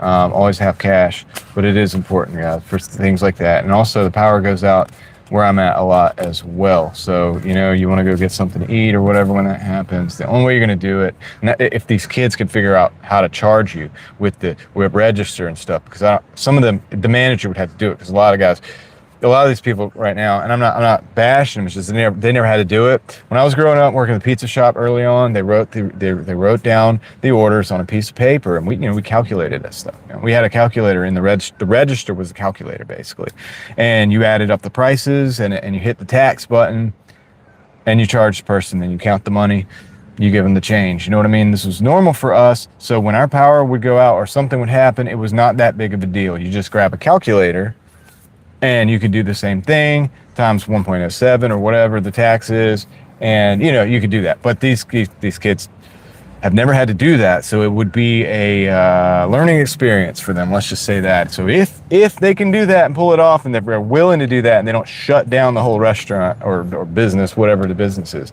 having cash, you can get this stuff done. Let me catch up with the chat here. You guys are chatting away, and I appreciate that. Let's see here. Oh man, so you're saying you're good. Soon you have to go feed the cows, sheeps, and chickens. Okay, awesome. Well, you know, I appreciate you being here and hanging out with me, and before feeding the cows and sheep and chickens and all that. You know, that is the wealth. That is like true wealth. That, you know, cows and sheep and chicken. You can keep the nice car. I like cars, but you know, the really crazy luxury cars and all the things people buy, and you give me the sheep, the cows, and the chickens, I think I'd be happier. A lot of work, but I believe that's true wealth, and a form of true wealth. So that's awesome. I'm glad that you get to do that. Oh gosh, karma hasn't been going on for, oh yeah, hasn't this been going on for a billion years for you? Yeah, no, that's terrible what's going on over there. The thistles, many thistles coming up in the pastures. It's heartbreaking. A lot of work.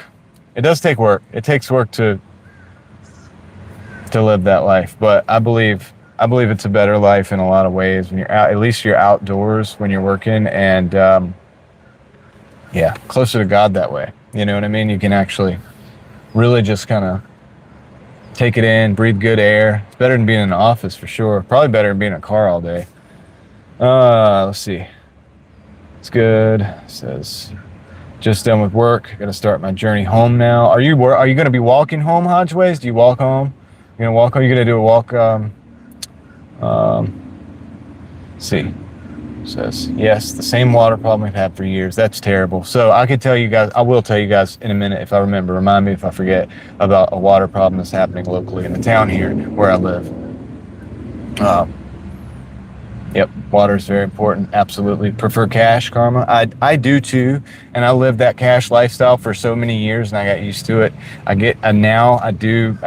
buy gas on a credit card specifically because I get 3% cash back for that, or not cash back, but the points are like 3%.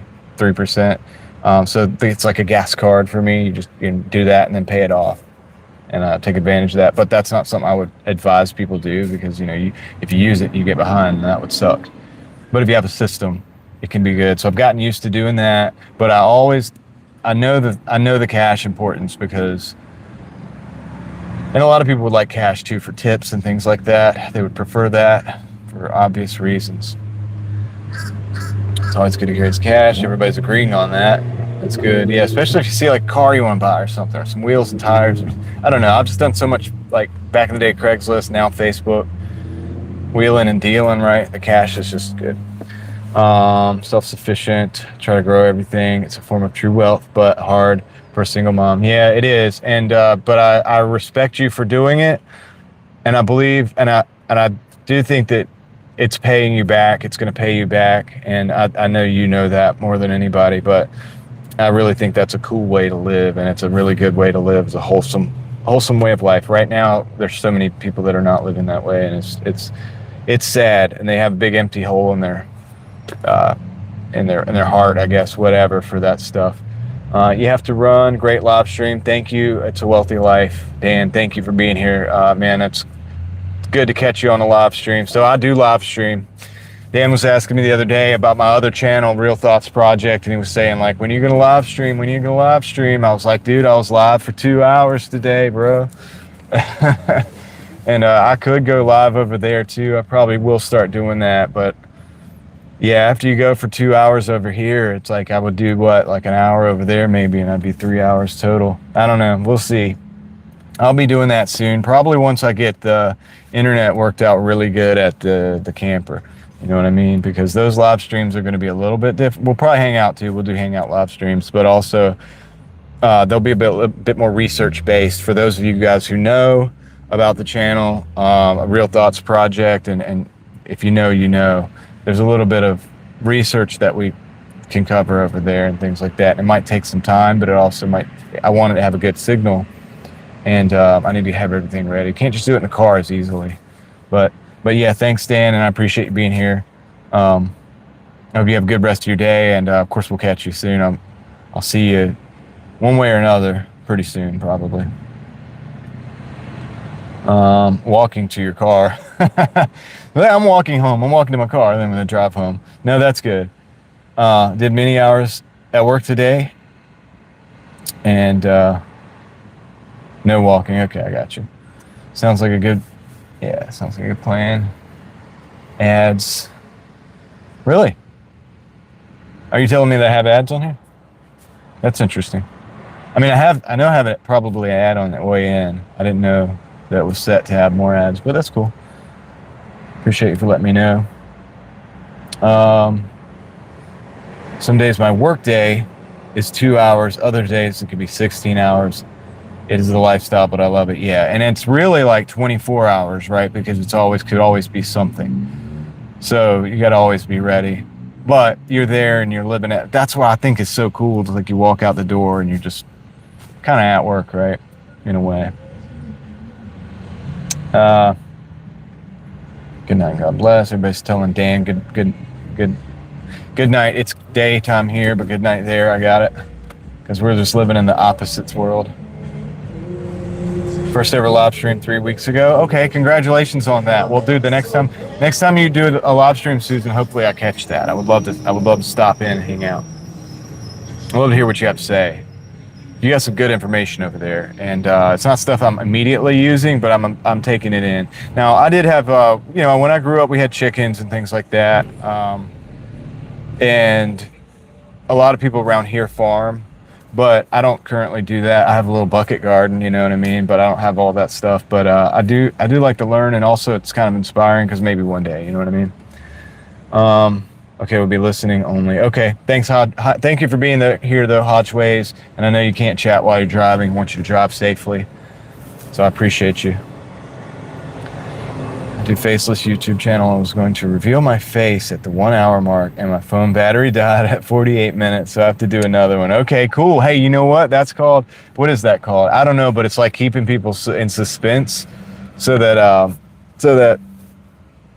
they'll come back. So now everybody's got to come back to your live stream. Everybody's got to go back to Susan's live stream so they can see the face reveal. So this is awesome because even though I'm new to your channel, I'll get to see the face reveal. Hopefully I'll catch that. If I don't, I can rewatch it, right? But no, that's cool. Once you do that, it'll be awesome because we'll all just be talking.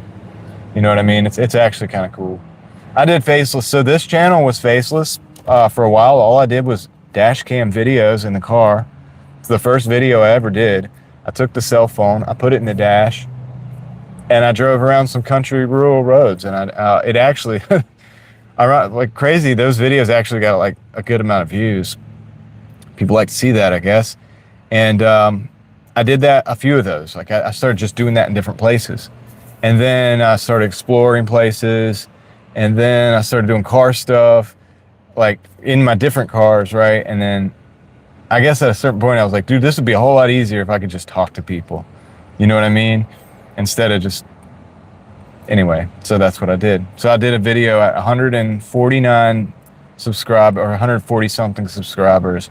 And it wasn't like a face reveal. I was just on the video for the first time. And I walked around in the parking deck And I said that one day this, we're going to have a lot more subscribers, and it's like buying a stock that's undervalued and it's going to blow up. That's what I said. I didn't say it was going to blow up. I said it was an undervalued stock, though. So if you're here now, you're in on the ground floor kind of thing. But see, I believe if you're here now, you're actually on the ground floor. So there you go. We're just going to keep it going. Just going to keep it going. Is you're always on call. Yeah, that's when you live a lifestyle like that, when your work is a lifestyle, kind of like the way you live, it's always on call. But you know what? I've been like that before in my life, doing other things, and I'm comfortable with that. I think that because what else are you doing? You know what I mean? You're doing what you need to be doing. So it's not like you have to worry about, I have to get to work at 9:00. It's like you know what needs to be done and you do it, and that's awesome. And like I said, big respect for that. And so I reckon half of them think I did it on purpose. Yeah, right. Because that's a classic move, whether you did it on accident or not. Like you did, the phone died. So the first time I ever live streamed, my phone died. I was using a GoPro, and I don't know why I did this, man. I didn't have a microphone. Really sucked on the phone that I had. I didn't want to use it. And I had the GoPro. The microphone was better. Video was better. So I was like, I'll use the GoPro. So I had to do that with a hotspot. Hook it up to a phone. And then I had the other phone with a hotspot so I could read the chat. It was a mess. It worked. And I actually did that for a while, and it was a mess. But the first time, the battery died. And I had to restart. I did restart the stream, though. But it was, I had thought of everything except for the battery. It happens, man. Good. Consume the goodness going over to see. Yeah, that's what's up. That's cool. Started Faceless because I live remotely, and as a single mom, I had no idea what to expect. I was worried about starting a YouTube channel, and I understand that. And you know what? I've always lived a very private lifestyle. Like I didn't even post on Facebook most of the years of my life. Probably most people that knew me growing up or whatever after high school probably didn't even know what the heck I was up to, right? They didn't know what was up. And they still don't. Most of them still don't. But yeah, I understand that. I lived and I value privacy. And you know why I actually was okay? I became okay with it because I realized most normal people put more information on Facebook public and on Instagram just on a normal basis, not doing a YouTube channel. They're not getting paid for it voluntarily. They put more information out than I do on my YouTube channel. So I was like, you know what? I'll do it. And you know what? If people really want to know what I'm up to, they can probably find it anyway. So I'll just do this YouTube thing because hopefully it can provide some value, have fun, learn, grow, do all the stuff that you can do with YouTube. I think I'm not, I don't regret it. I'm happy about it. We'll put it that way. Let's see. I'm seeing several ads too popping up during the chat. Okay. Well, so I didn't set like a specific, I think I have it on the lowest setting for ads, but we've been here for an hour and 30 minutes, but that's cool. So yeah. Okay. Now I know. Thank you for letting me know that the ads are coming in. Be sure to leave a comment so I can find you easily. Yeah, exactly. I'm reading the chat. You guys are, have just met each other. That's nice. I have fancy equipment. I have a 10-year-old analog Samsung. Not enough money to buy stuff, and I understand that. And I did my channel up until about where you're at, 930 subscribers, with just a cell phone. No speaker, no microphone. I got the GoPro after that as a gift, and I used that for car stuff. And soon after that, I was like, there's a video on my channel you guys can find. And I'm hanging out with this cool guy, Colby, that I met at the drift events, and I'm like riding in his car with the GoPro, and I'm doing the GoPro thing because that's an action cam. So you hold on to it, it'll hold up. So that's where it shines. It's really good for the action stuff, but you don't need it, and you don't need a fancy camera. This is a cell phone. I did get the mic because the microphone on this phone is terrible, and as bad as my voice sounds now, guys. I said it the other day. I have the voice of a TV extra, but I think it's better with the microphone. You know what I mean? And but it was only $30. I don't spend big money. on the stuff. I would if I could, because I want to provide a good experience, but I can't. But don't feel like you can't do something because you got 930 subscribers. But I always encourage people, if you have something that's worthwhile doing, just do it with what you got, and you can move on. Dude, I'm going to be setting up videos in a dang camper that nobody wanted to stay in and live. It was pretty much abandoned, and it needs some restoration, truth be told. But I'm going to use the camper. It's so weird, right? It's different, but I'm going to do that because that's what's available, right? My house is really small, and I have the room that I have to do extra stuff in is full because it's the eBay room, right? And I can't set up a studio in there. And also I won't bother, the kids and my wife and everything. So this way it gets me away where I can kind of cook in there. You know what I mean? Can really make some things happen on both my channels. So it's going to open up doors, I think, doing that. And but it's not conventional. It's not ideal. There's I've got to clean it. It's bad. You know what I mean? There's some work that needs to be done. I did order some lights to go in the light fixtures, some LED bulbs. So I'll have basic lighting. I need to get some lights for when it's at night, especially if I'm, have my face on the camera. I need to get some warm lights, maybe some light rings or something. So I need to try to get that. I was hoping I could find some at a thrift store somewhere or something, but I don't know. I got to find some of that stuff. Also, that'll help for setting up when I do the unboxing, looking at knives and things like that. Because guys, y'all, if you know me, I like the knives, man, and I haven't even shown you guys. And I wanted to do all this on a different channel, but it's too much. I'm just gonna do it here. I'm just gonna do everything. So you'll probably see some knife unboxing or just kind of tabletop type stuff. I could probably go out and do some really tough testing on some of them. I mean, I've tested most of the knives that I have that are made for tough work. I know they're tested, because I use them. I use my knives, right? When I'm at the campfire or whatever, just for fun. I mean, I have a hatchet, but sometimes I'll just baton with the knife when I'm behind, in the backyard or whatever. And I've got a knife, I've got a Gerber Prodigy, and I've heard people talk junk about that knife, but dude, I've batoned wood with that. I've used it for all kinds of stuff. I've cut ropes. I've cut all kinds of stuff with that knife. It's a tough fixed blade with it's got a thick blade stock, but it still holds a pretty decent edge. It's not perfect, but dude, it's not a bad knife. And I'll show you guys the knife at some point, and you'll see from the blade, because it had a blacked out blade, but you'll see from the wear and tear how much I've used it, but it's also held up really well. Anyway, whatever, that's just side issue, but I'll probably be looking at some stuff like that. Catch up with the chat there. Karma, thank you for being here. I appreciate that you've stopped in and spent some time. I do hope you guys get all the work done that you need to get done, and that they get that water on, and that's just not cool, man. They need to do that. Let's see here. Where are we at? I haven't seen any ads yet. I missed that part. Yeah. So Susan said you will never show any kids. I don't show my kids either. Everybody does it differently, but I personally don't. Teal Horse, hope you have a great day. Thank you for being here. Have a great rest of your day. Much appreciated you being here. But yeah, I don't show my kids on the videos. They're too young to make the decision whether they want to be out there. And plus there's too many people out there that want to, do bad things. And so I'm not gonna do it right now. You know what I mean? Maybe when the oldest one is older, maybe, but on a certain level, security is top priority, and also just for so many different other reasons I'm not even going to get into. But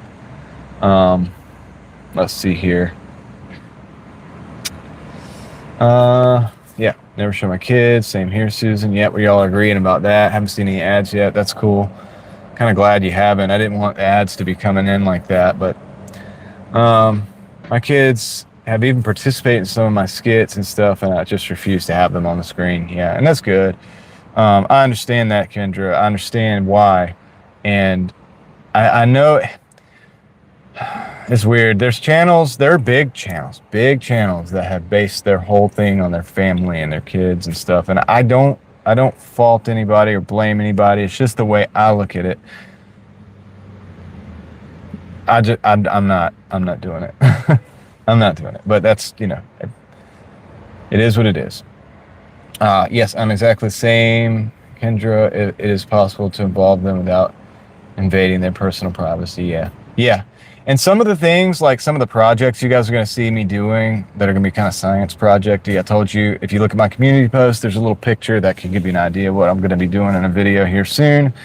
I'll do that stuff with my kids first, like most of the time, or you know what I mean? Like they get all that. Like you guys are seeing it. She was there when I was building trying to build the first prototype thing. Like, you know what I mean? Like my kids know what's up already. They don't need to be in a video to enjoy it.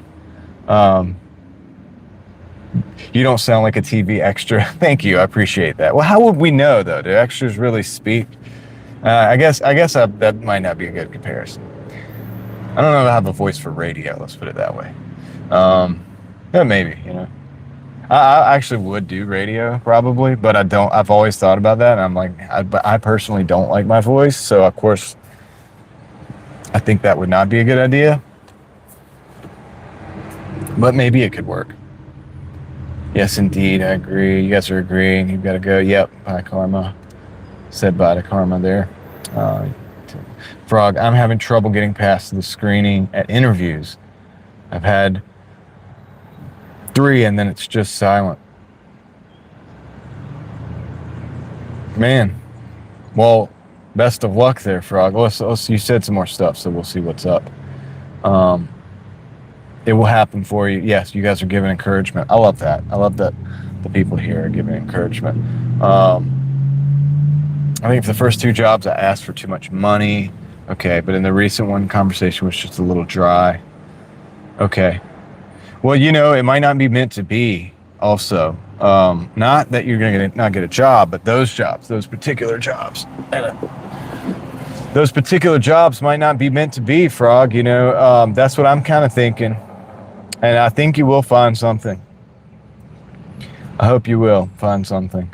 I know the job market's weird out there. You know, they talked to some of the numbers came out recently, and we're talking about that the job market's very, like, we've lost a lot of jobs. And I don't know I don't know what you do for a living. What do you, have we talked about this before? What do you do for a living, Frog? I feel like we've spoken about this before, but, yeah, it's, AI, but I don't know exactly what AI is going to take or whatever as far as jobs, but you know, who knows? You know, the job market is weird right now. You know, like I said, when I'm Doordashing, I see people from all walks of life Doordashing. And for me, I've always been kind of a hustler or whatever and stuff. And so for me, it's normal. I'm okay with just, you know, people don't understand. It's like, yeah, I don't just DoorDash for a living. Like, dude, I would not suggest that for somebody. You DoorDash and then you do the, you know, you buy things, you put them in the money multiplier, and then you invest heavy, like you have to. But I see a lot of people that have kind of slipped down into that position, and they don't know how to. They're figuring it out, right? They're figuring out stuff that I've used for survival for years, and a lot of people like me that do those things and have done them for a long time, and people are just figuring it out because they have to, because they don't have a job anymore. So it's interesting. I do see a lot of that. I don't know how far that's going, but Frog, if the interview was awkward, just imagine how awful it would be to have worked there. That's what I was thinking, Susan. That's what I was thinking. Sometimes you don't want to work for these dudes, man. Some bosses just, I get it, man. You know, I hear a lot of the kind of the doomer people talk about the jobs now. And on one level, I'm like, you got to make your own way, man. And, you know, you can't let that stuff get you down. On another level, I do also kind of understand sometimes bosses do get let it go to their head a little bit. And I wouldn't want to work for them either. And so I understand. I don't. That's why I don't have a regular job, guys. And it's not because I can't get along with people. I get along with people pretty well. I'm a pretty good team player and stuff. I always enjoyed the jobs that I've had, but I like working for myself as well. I'm so sorry, John. I have to go. Always so glad that I can hang out over here, though. Yep, you've got great streams. Thank you, Kendra, and thank you for being here. And I hope you have, if you're still here, I hope you have a great rest of your day. Of course, I'll catch you later. I'll catch you soon, hopefully somewhere. Yeah, I'll stand by to that. Civil engineering. Okay, civil engineering. Interesting. There's got to be something for that. Is civil engineering, did we talk about this last time? I swear we talked about this last time.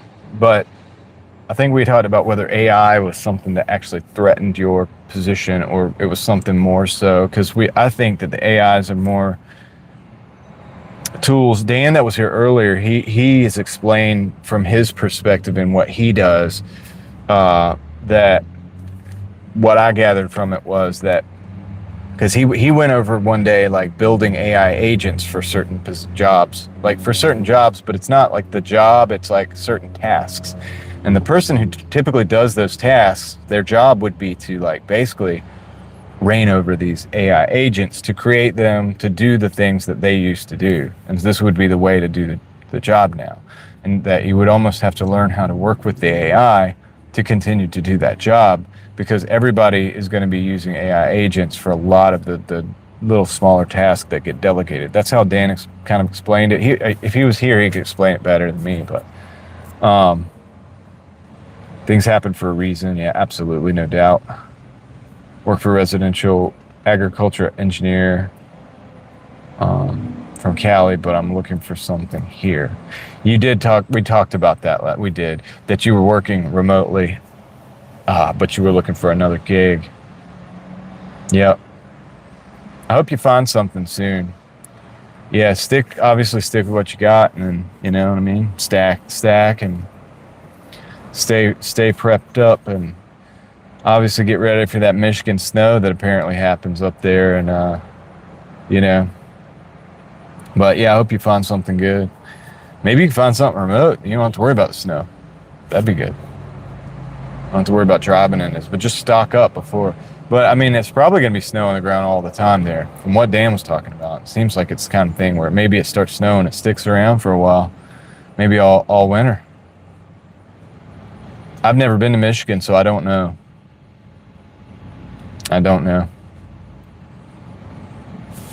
Man, it's been a great conversation today, guys.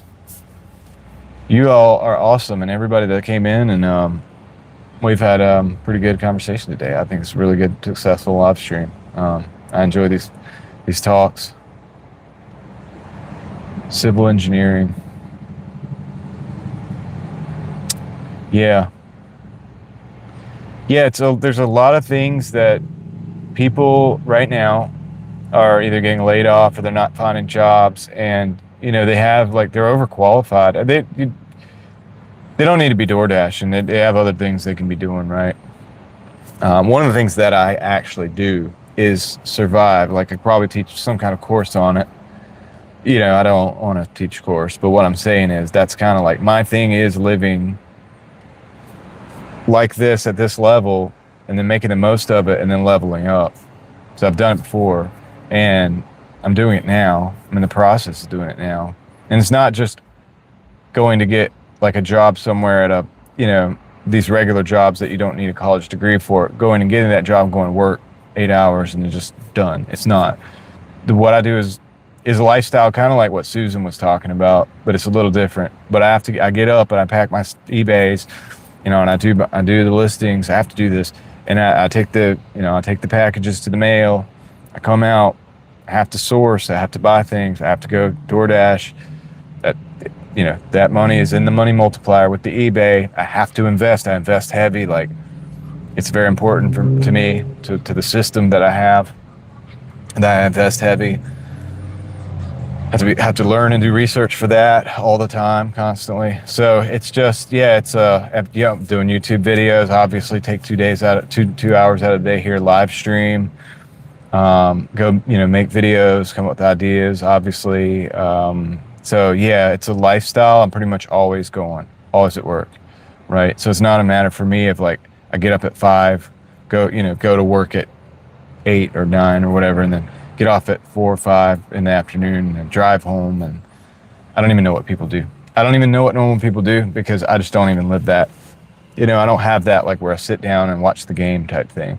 I do, when I get home, I'll wind down. Sometimes I'll watch some videos, or if I'm listening to an audiobook, I might just sit and finish that, you know what I mean? Or like do that for a couple hours or whatever after work, because, a lot of times the family's asleep. or I'll catch them before they go to sleep, tell them good night, and then I got a couple hours to wind down.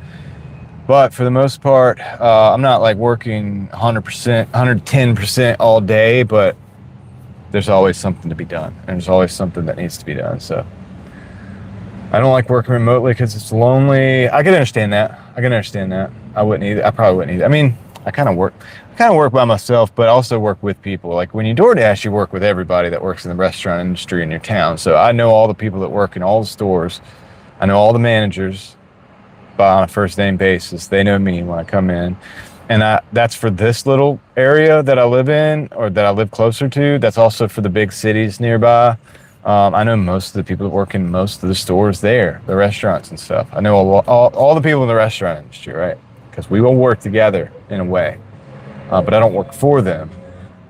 So I'll need to go also. I have to feed my animals. I've enjoyed the live and everyone in it. I hope to catch you all soon. Take care. God bless. You as well, Susan. And it's very nice to see you in the live stream, and I do appreciate that. We'll be keeping up and catching up. Thank you for being here. Go take care of the animals. Yeah, man. Yeah, Frog, you're gonna get it. You're gonna get it together, man. And I mean, it sounds like you already have it together, and you're a very smart person. So I think this job thing, just keep grinding out. I always used to say back in the day, like if for guys that, you know, they were like, man, I can't, like, act like they couldn't get laid or couldn't get a date or something. You know, I was always like, dude, if you ask 100 girls to go on a date, like a bunch of them are going to, you know what I mean? Like probably more than one is going to do it. Is going to go on a date. Like, you know, they might not want to hook up with you or whatever, but you know what I mean? You'll get a chance. You'll get a shot. You make your own shots in life by creating this. And so just keep doing what you're doing. Obviously looking for the, you know, doing the applications and all that stuff. You got this, man. The right one has not come by yet, you know. Like I said, like Susan was saying, if the conversation's dry already and you feel uncomfortable in that situation, this is one reason why I don't like having regular jobs, because if you already feel uncomfortable in the situation, how terrible is it going to be? You know what I mean? Working there, it's going to suck. So yeah, absolutely. The right one is going to be coming your way, I think. Hodgeways, welcome back. Well, I know you're here, but hope you had a good drive. Welcome back to the chat. I hope you had a good drive over there. Do you have to drive on a lot of cobblestone over there? Because I know you guys have a lot of cobblestone over there. Do you have to drive on any of that? Or I don't know if you guys can hear that, but that was a VQ35 on that car. And I don't know if he's even got an exhaust on it. It's got an exhaust kit or either straight pipe. It was loud, so loud. I felt like I was at a drift track just now. But yeah, appreciate you being here too, Hodgeways. I'll be checking out those walks, checking out that explorations of Manchester, United Kingdom. I don't know if I'll ever be over there, you know? I don't know if I'll ever be over there. I don't know if they would have me, dude. They'd probably think I was some kind of political dissident. I can say that because I'm in America. Sorry. They probably wouldn't want me there, dude. They'd probably kick me out. They'd be like, dude, your beliefs don't mesh with us. We can't. You're too free. Yeah. I grew up in the country, dude. Like, I value freedom and all this stuff, you know what I mean? But, yeah, I do things that are not legal in your country on a regular basis for fun. And it's legal here. All right. You're home now. Okay, good. I'm glad you're home and made it safely. And, yeah, thanks for showing us, you know, parts of the world that, like I said, we probably would never be allowed in. I don't know. They might let me there. I'll just have to be on good behavior. You know what I mean? I just have to live the lifestyle. When in Rome, right? I would have to just kind of act like I'm from the UK. But I do like some of the buildings over there. It's just beautiful, really. I mean, some of the older buildings. You know, I like older buildings. I got to show you some of the more of the older buildings out here. Hodgeways, you know, and so we can compare. But the difference is some of the stuff in the UK there is so much older than the old stuff here, you know what I mean? Because my country's only like 250 years old. Never know, it could happen. It could, You know what I mean, though, right? I mean, like I said, like I do, there's things that I do on a regular basis. You guys are not allowed to do, you know what I mean? And if I come in there, they might not want me talking to you guys. I might be a bad influence or something. Oh man. Dude, we love freedom in this country, man. And there's a lot of people that don't, but you know, some of us do. We really enjoy our freedom and exercise it on a regular basis, and it's good. It keeps our country from being invaded. It keeps us a lot of things from happening. But I do love it. I do love checking it out on the streams there. I would love to actually go in person. I'm if I'm being serious. I like that some of that stuff is so old, you know. Like I said, my country's only like 250 some years old or whatever, and it's just like we haven't had that level of culture yet. A lot like our oldest buildings are from, yeah.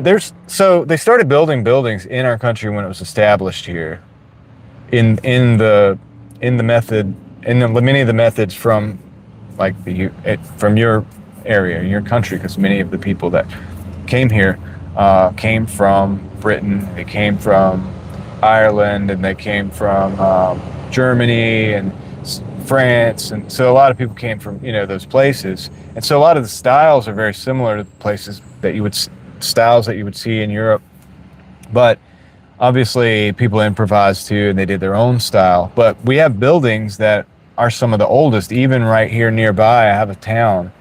It's just a small town, regular small town America, but our courthouse was built in the early 1800s. You know, so our country hadn't been a country for a long time at that point. And so it's very historical to us. So I can go and like literally look at some of the oldest buildings that are in the country, really. And a lot of the small towns provide that for you. You know what I mean? When you come over here, but it's just, we don't have anything that's 500 years old. Like there's nothing like that. I like the Gothic architecture, maybe the most. And I look like a good lad. Yeah, I can behave, dude. I can behave. You know, I'm not like, I have culture. I'm cultured. I'm just saying that, you know, it is what it is. I'll be all right. I definitely would love to come up. If somebody was like, dude, I'll buy you a ticket right now. Just get your passport ready and let's go. I have a family, so I might not be able to do that. But if they were like, we'll pay for your family and everything, I would do it. You know what I mean? I would come over there. I would do a little OPSEC, you know. I would try to figure out where we can and can't go. I would ask you, actually. I'd probably hit you up and be like, dude, where should we go? And where should we not go? And I would go based on your recommendation, and I would love to explore. Yeah. But I like Gothic cathedrals and stuff. That stuff is really, really cool, and we really don't have that here. Now, there are buildings that are built in the Gothic style, but they're not actually from the Gothic periods. So there's like we have Duke Chapel, not far from where I'm at. I can go there and show you guys that one day. Hi, Desert Living. How you doing? Hope you're doing well. Thank you for catching me on the live stream. You're kind of catching the tail end, but we'll chat a little bit. We'll hang out for a minute because, yeah. So, but Duke Chapel, Hodgeways, is built in that style, that Gothic style. It's really cool, but it's built in the early 1900s. It's not really Gothic, but I love that style. We just don't have it here. We really don't. I mean, I'm probably fortunate in America to actually have the Duke Chapel is nearby so that I could actually go and see it in person and enjoy it. But I really like that stuff. I really like that stuff, man. So those old buildings over there, the churches and all the different things from all the different eras, really cool. That's why I do want to go to Europe one day, and other places around the world to see cultures that have been there for a long, long time. And also they're built on top of each other for a long, long time. And so you see these different kind of like progressions of history. It's really cool. Here, you know, we only have the 250 years of history. And I've done in a city near me, I've done like the tour where they tell you about the historical buildings, and you kind of get an idea, like the city of Raleigh, for example. It's our capital city here in North Carolina. You get a real good idea of where everything came from, you know, because it was really like small. It would be considered like a small town when it was first going. Now it's, you know, it's the capital, it has skyscrapers, and it has all the things. It's not the biggest city in the world, but it's really interesting to look at some of the oldest buildings in town and just kind of see what it was and what it was like. And some of those, much of that architecture is influenced by European architecture and things like that, and it's a blend. There's certain architecture that we came up with like after the Civil War from that period on, and it was like this blend of different things because a lot of things got rebuilt after that period of time. Yeah, so it's just, I love that stuff. I'll check I gotta catch up with the chat. Hi everyone in the chat, I'm good, thanks. Yep. Your favorite style is Gothic architecture too? That's cool. Yeah, no, that stuff's awesome, man. Those old cathedrals. My favorite era of time is medieval, yeah. Love castles, yep. They're beautiful. Boston has all that old history that I was talking about. Yeah, Boston, for sure. Amazing old buildings, so much history. And yeah, and I love that stuff, you know. I've done like, the only things, I've explored places here that are mostly abandoned, like city stuff around here and different things. But I would like to go and do more some historical stuff would just be fun. I probably will. I learned a lot on that tour. And I took she was an archaeologist. The tour guide was an archaeologist. Welcome back, Frog. The tour guide was an archaeologist, so she knew all the history, right? And most of it was like Civil War, well, prior to the Civil War, really.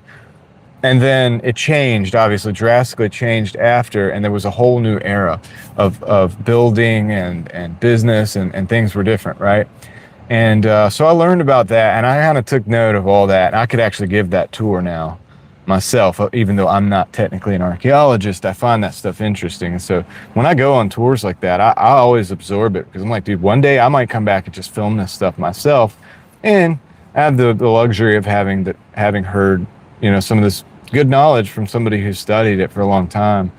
So I'm always having to just try to educate myself, you know. Now, I told everybody else, you know, I didn't go to college. I started community college and I said, no, that's not for me. So this whole time I've been like reading books and educating myself as much as I can, you know what I mean? And I'm kind of glad because I don't have the student loans and I don't have the indoctrination from college. I have friends that went there, or they were friends, they went there, they went to college, they came back, they got done, and they were vastly different, you know, and I don't feel like they were making me smarter, but whatever. But college is necessary for certain things. Don't get me wrong. You gotta educate yourself to do certain jobs, and I'm all on board with that. You were lucky you got a tour guide that knew the history. Yes, I didn't go to college either. Decided to get the certification route. Certification route is the route. That is the way to go. Find out what you want to do. Get the certs. Take the courses. And get all that done so you're qualified to do everything you need to do, and you don't need the college has become a gatekeeper of the knowledge, you know what I mean? And it's like not even really knowledge. It's just, dude, like a lot of we're going to talk about this on Real Thoughts more.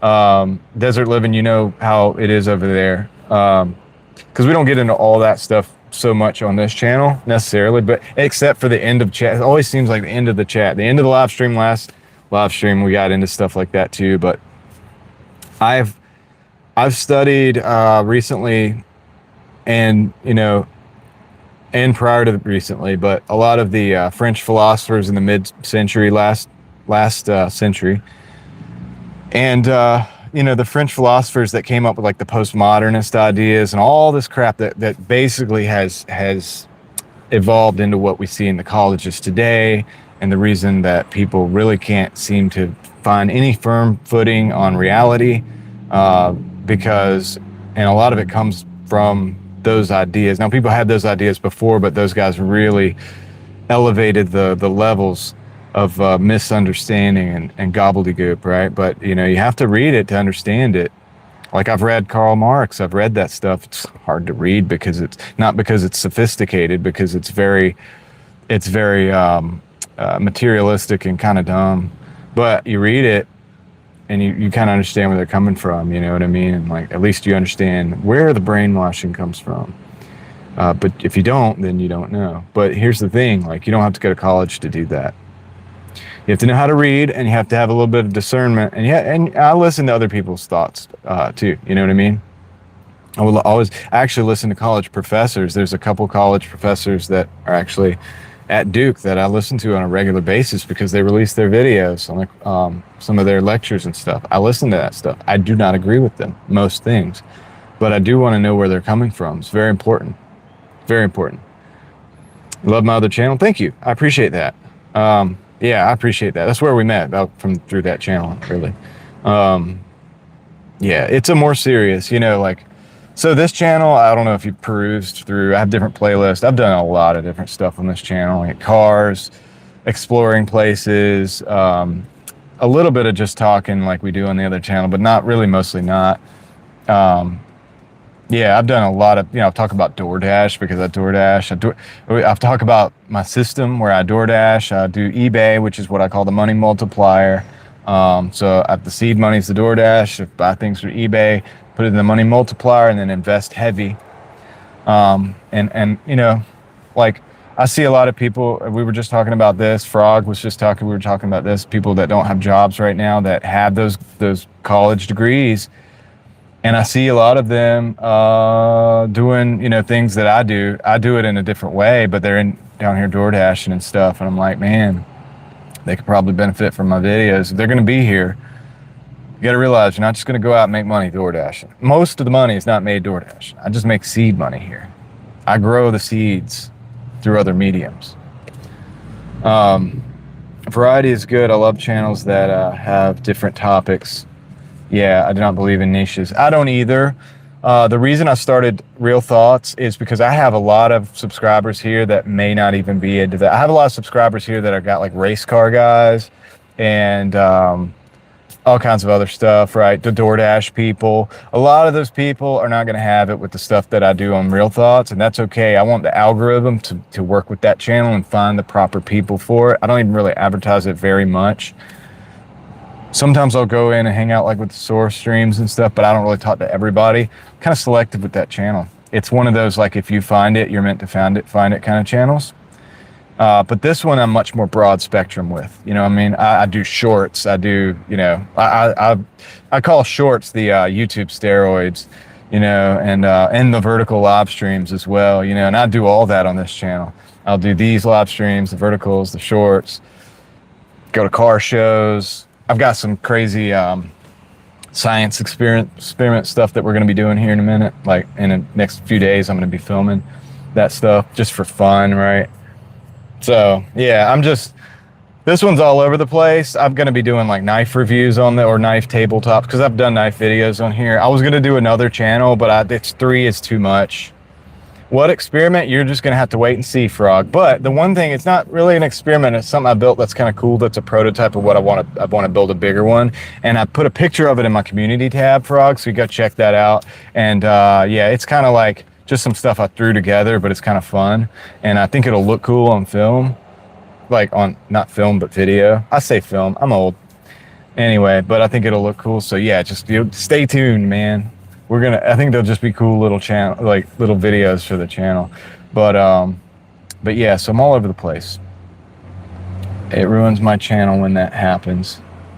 Oh, people sub to you, and then when the stream is over, they unsub. Yeah. Yes. So yeah, I have mixed feelings. Okay, so yeah, I'll say this. All due respect to everybody, but I do have the mixed feelings about those. Some of those people that just connect just for the sake of connecting. It's like, dude, I want people to connect. Like me and Frog have had good conversations. Last week, this time, we were having a conversation about building houses and different things on the side of a mountaintop, right? Like, and so meaningful stuff, right? And he's looking for a job. You and I have had conversations, desert living, kind of through comments or whatever, but it's meaningful, right? We were on the same page about certain things, probably disagree about some things, but probably on the same page about most things and whatever. But we find things interesting that are similar. And that's what I want for my channels. Obviously, I don't want people just to subscribe and not watch the video. If you're not going to watch the videos, just, like unsubscribe, right? Don't be a dead subscriber kind of thing. And that's what I'm trying to avoid on Real Thoughts. And then, yeah, if you're going to connect, like really, truly, that's good. But just for the sake of connecting, just to have numbers, like the vanity metric, like by the once you'll realize this, obviously, once you get to 1,000 subscribers and you're monetized, it doesn't matter how many subscribers you have. Honestly, it's like a video per video basis. Yes, if you had more subscribers that are actually watching the videos, they'll get pushed out more. But I have videos that have over 20,000, between 20 and 30,000 views or whatever on this channel, and I wasn't even monetized when I made those videos. You know what I mean? I had like maybe 700 subscribers, right? So there's a balance, right? See, I did not know you have a second channel. I do Hodgeways. I have a second channel where we discuss things, all kinds of like thoughts. I discuss ways of thinking and ways of looking at things and research that I'm doing, just things I've been researching. Sometimes it's just things I feel like talking about. But it's basically just me chilling, sitting in the car or going for a walk, or soon I'll have the camper set up and I'll probably be hanging out in there doing some of the videos. But yeah, I talk about things. So just talk in one takes. I turn the camera on and I chat about something for a little bit. Try to make it valuable. I try to make it valuable so that it's something that can help somebody or be food for thought. I guess you could say it's just a food for thought channel. I will sometimes touch on the outer edges of politics because everything's connected. I believe everything's connected and it's hard to get away from it. You know what I mean? The monetary system is connected to the freaking politics, right? And that's connected to the things that you see on TV and all of it, right? Really, you can't really get away with it from it if you're going to actually analyze what's going on in the world and how. But also, I always bring it back to what's important in your life. Like, no matter how much big stuff is going on out there, there's a lot of big stuff always going on, crazy things that are happening. You still got to focus on you. You still got to level up your life. You know what I mean? You got to take care of your family, these things. So I always try to bring it back to that in some way, shape, or form. I don't want to tell people what to think or how to think. A lot of times I learn from people more so on YouTube than you know what I mean? I learn more from YouTube probably than I give. But I would like to be able to also give some as well in return because I owe it to the world, you know what I mean? As far as how much I've actually learned on this platform having to do with, I've learned how to fix cars. People have put the information out. I've put information out too on fixing certain things on cars. That's me giving back. Like I really want people to be able to benefit from it. But yeah, I've benefited so much that I feel like it's important to have that exchange and actually provide some value as well. And so like when you go on your walks, Hodgeways, I don't see the UK, we joke about how I'd probably get kicked out because they probably don't like the way, I do things that are illegal in your country for fun on a daily basis and it's cool here. Yeah, but I love your videos because I don't get to go there. So I get to see the actual country, for example. Hodgeways is in the United Kingdom, yes. Yep, and he goes for walks around Manchester and just shows the place. So sometimes I put those videos on because I genuinely am interested in that area, like in seeing that. Although, like I said, they probably wouldn't want me to be over there, but that's okay, right? But it is cool. He actually does really cool videos, and I feel like that provides a value. It might not be for everybody. Maybe they don't want to do it. I would, and here's the thing. If I didn't like Hodgeway's videos, I wouldn't subscribe to his channel. It's just what it is. But I do like seeing that stuff because I don't get to see it. I don't travel over there. I'm as American. Well, I'm pretty dang American. You know what I mean? Like, so I stay in America. I would travel abroad, but I have young children and I have a lot going on. So we're not there yet. We're not at that point, at that stage. So we travel around here within the United States, and there's actually so much to explore within the United States. It's crazy, I realized that the first time I went to the West Coast and I went to like Oregon, California, and all of that. And I saw the redwoods, and I came down. I came down 1, and I went back up 5, and I saw all that. And I was like, man, the world is a big place. America, there's a lot to see. It's a small place, but there's a lot to see. But YouTube is cool because earlier we had UK, Australia. I think we had Ohio, Michigan. We got so many people in the house, man, at different times or at the same time. You travel to Sicily, so that is where your family is from. I thought so. That's awesome. So I visit there every now and then. That's really cool. Yeah, I'd like to go there too. I would like to go to all these places, but like I said, with my family, we have young children right now, so we're really not, I'm not trying to get everybody on a plane. When you have, I don't know if you guys have kids or whatever, but if you got a baby and then like other young children, it's not, some people do it, they get on the plane and they do it. I'm not doing that. I'm not doing that right now. So maybe, probably one day I will get around to that. But for now, we're having fun exploring the United States and stuff too. There's a lot of stuff to do. I'm a big fan of exploring your local area as well, almost like you're a tourist, because you always learn something. Like what I was talking about when you showed up, desert living. There's a city nearby, and I'm always learning stuff about that. They have underground tunnels that I didn't know about. I'm going to explore them. We're going to explore them. Actually, there's some tunnels. There's tunnels. Yeah, that's the kind of stuff I like. So, to be honest, very dangerous to get on a plane. Well, plane crashes have happened the past year. Yes, some of the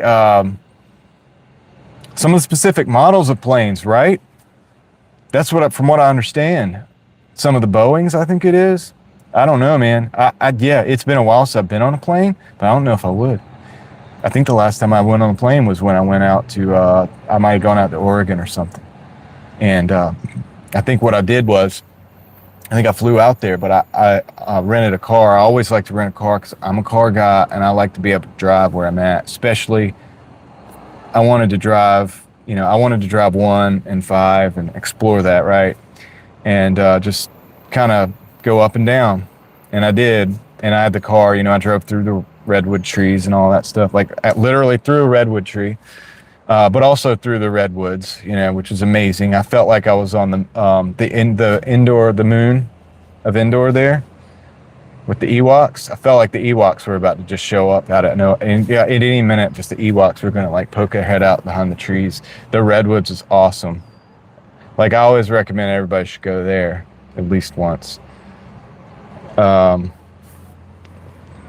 Better wait until they grow up. Flights are stressful for kids. Oh yeah, no doubt. They're stressful for kids. I mean, look, it's a lot for us, and we do it to go out to eat somewhere. We don't go out to eat a lot because we like to eat at home. I mean, my wife makes great food, and just, it's better, right? It's better. You can get a lot more for the dollar. And I'm building from zero because I've had to start at zero, just a very short period, 3 years, 4 years ago, 2-3 years ago, I would say. So I'm building my wealth back up. And yeah, it's better for us to just eat at home anyway. And it's the better food, really. But sometimes we'll go to steakhouse or something. And yeah, it's a lot, and you don't want to be my kids are pretty well behaved, but I mean, after they've been sitting still for a while, you know what I mean? They want to, kids, they don't want to just sit there. And then if you got a baby, it's just a lot. So we're not like really traveling a whole lot right now. Just short areas around here, short trips around here sometimes. We do love to explore though. It's like a thing we like to do. I work in aerospace, military missile and defense, and so I work a lot with Boeing and a few others. It is the best when you have a wife that can cook good. Yes, it is. And she would say that she couldn't cook, but when we got married, she started really because we homeschool our children. She wanted to do that, and she wanted to, and so she has learned and gotten so good at all this stuff. It's amazing. Like, dude, I'm very blessed. Let's put it that way. And so I just try to be worth it, right? You know what I mean? And take care of them and all that stuff. Yeah, and make sure that, that we're provided for, that we're doing the things we need to do. And, we take the hit or whatever for her not working. So the income's not as, that's why I'm always just grinding. Seed money multiplier, invest heavy, always, without a regular job. But that's how I do it, and I've always done it like to some degree, somewhat like that, and I know how to do it. Yeah, we just decided it was better, right, to have to homeschool. My children know how to do things, you know what I mean, that kids that are much older don't know how to do because the public schools suck around here. They're terrible. So, you know, they also have like, they get to go play with their friends during the middle of the day because their other kids are homeschooled. So, like, they do a lot of stuff that you wouldn't get to do. And we get to travel like during school hours or school days or whatever. And it's a field trip. There's so much that you can benefit from that. But yeah, you got to really like step up your game when it's one person making the money, right? She does photography and stuff, and she's getting better and better at that, and like getting, you know, she gets clients and stuff here and there. So, but you know, she doesn't have as much time with when we had the baby recently, so we don't have as much time. But she'll get into that as the kids get older. She'll get back into photography. That actually provides a little. Dude, you do make a little bit of like money doing that. She enjoys it too. It's like a really fun thing that she does. So, yeah, once the kids are a certain age, you know, it's a whole lot easier because then they actually can help and stuff. As far as the photography, you know, they can literally like stand by and make sure, you know, the equipment's like good and all that stuff, and it's fun. And then that way they get to learn. Half the children in the United States cannot read at 5th grade level. Yeah, there's adults that can't read the 5th grade level, and it's very sad. And yeah, I don't know, man. We have had our conversations with the board here at the schools. Their priority is not having kids excel at learning. Their priorities are to retain their funding for certain programs and things like that. And in order to do that, they have to have a certain amount of actually poverty, which is crazy. So poverty pays off for them. Yeah, special needs kids and stuff like that. They want that stuff. They want, and they don't really, there's been problems. I don't want to go too much into it, but there's been problems with the way they treat the special needs kids. And there's been complaints about that.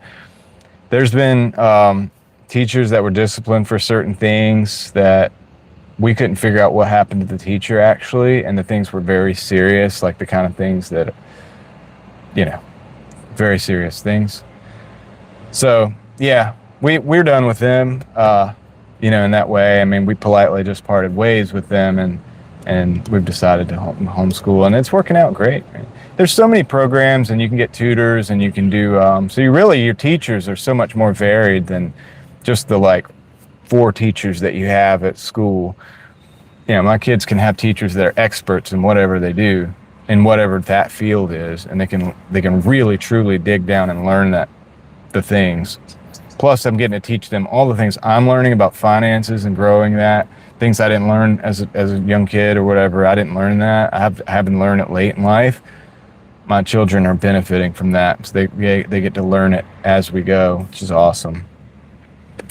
I don't know why it's gone. I don't think I'll have kids because they're too expensive. They are expensive. But it is a blessing, man. I actually enjoy it, and it's cool because you get to give them. You do have to sacrifice though. It becomes like your life becomes a bit of a sacrifice, and you have to be okay with that. And if you're not, it's definitely good to think like ahead of time and decide like I am not going to have kids. So I respect people that do that actually think it out and say, you know what, I don't think kids are for me. And then you will live a happier life, because there are some people that have children and then it's like a burden to them. It's like, oh, this is the burden that I don't want. Because when I say it's a sacrifice, it's a willing sacrifice. Like I'm cool with it. But like what I get out of it and what, you know, the joy and the fulfillment is totally worth it. You know, my parents having grandkids and getting to enjoy that bond and all that stuff to me is worth the sacrifice. But it is a sacrifice, and if it's not for you, you know, it's very wise of a person to take that into consideration, to count that cost, and then decide whether they're going to have the children or not have the children. Dogs are also expensive. I have 2 Frenchies. They're a fortune. I know. Yeah, I watched that. Yeah, I was there in the live the other day. The Frenchies. That's so crazy that people are doing that, taking them. But I guess since they're worth money, you know, it's so weird when a living being is worth money. You know what I mean? And then people are like buying and selling this living, you know, entity, and it's like, dude.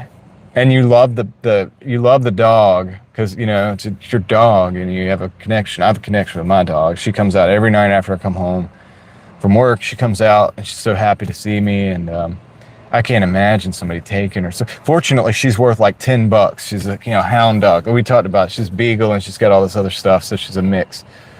But not probably nobody would actually buy my dog Nova, but which is great for me because I would be so upset, dude.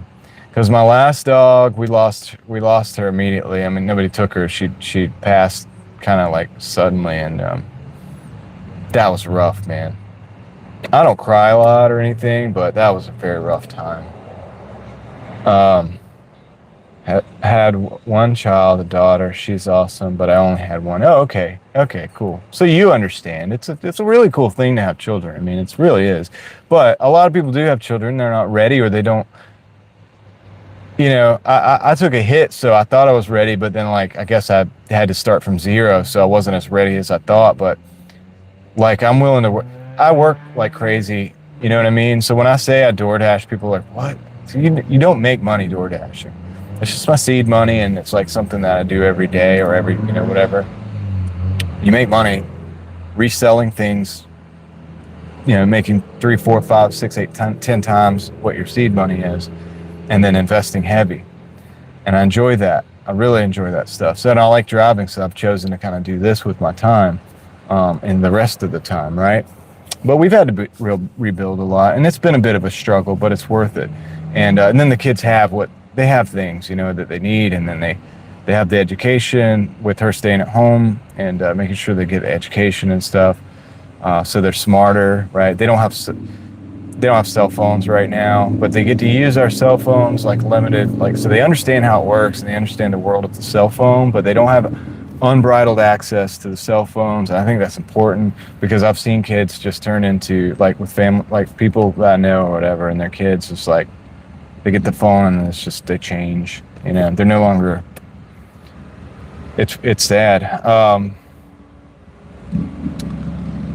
They're like your family. The dogs are like your family. Oh, I was saying, yeah. So it's so weird that somebody that you consider kind of like a family member, right? The dog, and then somebody takes that dog and just sells it for money, and you're like, wait, that's such an insult, to a living being. You know what I mean? Plants are good too. Yeah, I do like plants. I don't have really a lot of house plants. I have an aloe plant that I always keep, and it propagates a little bit. I always end up getting a new one just about every year out of it. And I keep that inside, and I take it outside sometimes during the summer, but I keep it inside during the winter. Just keep it going. And obviously, if I get a sunburn or something, I just go pull the aloe and I use it.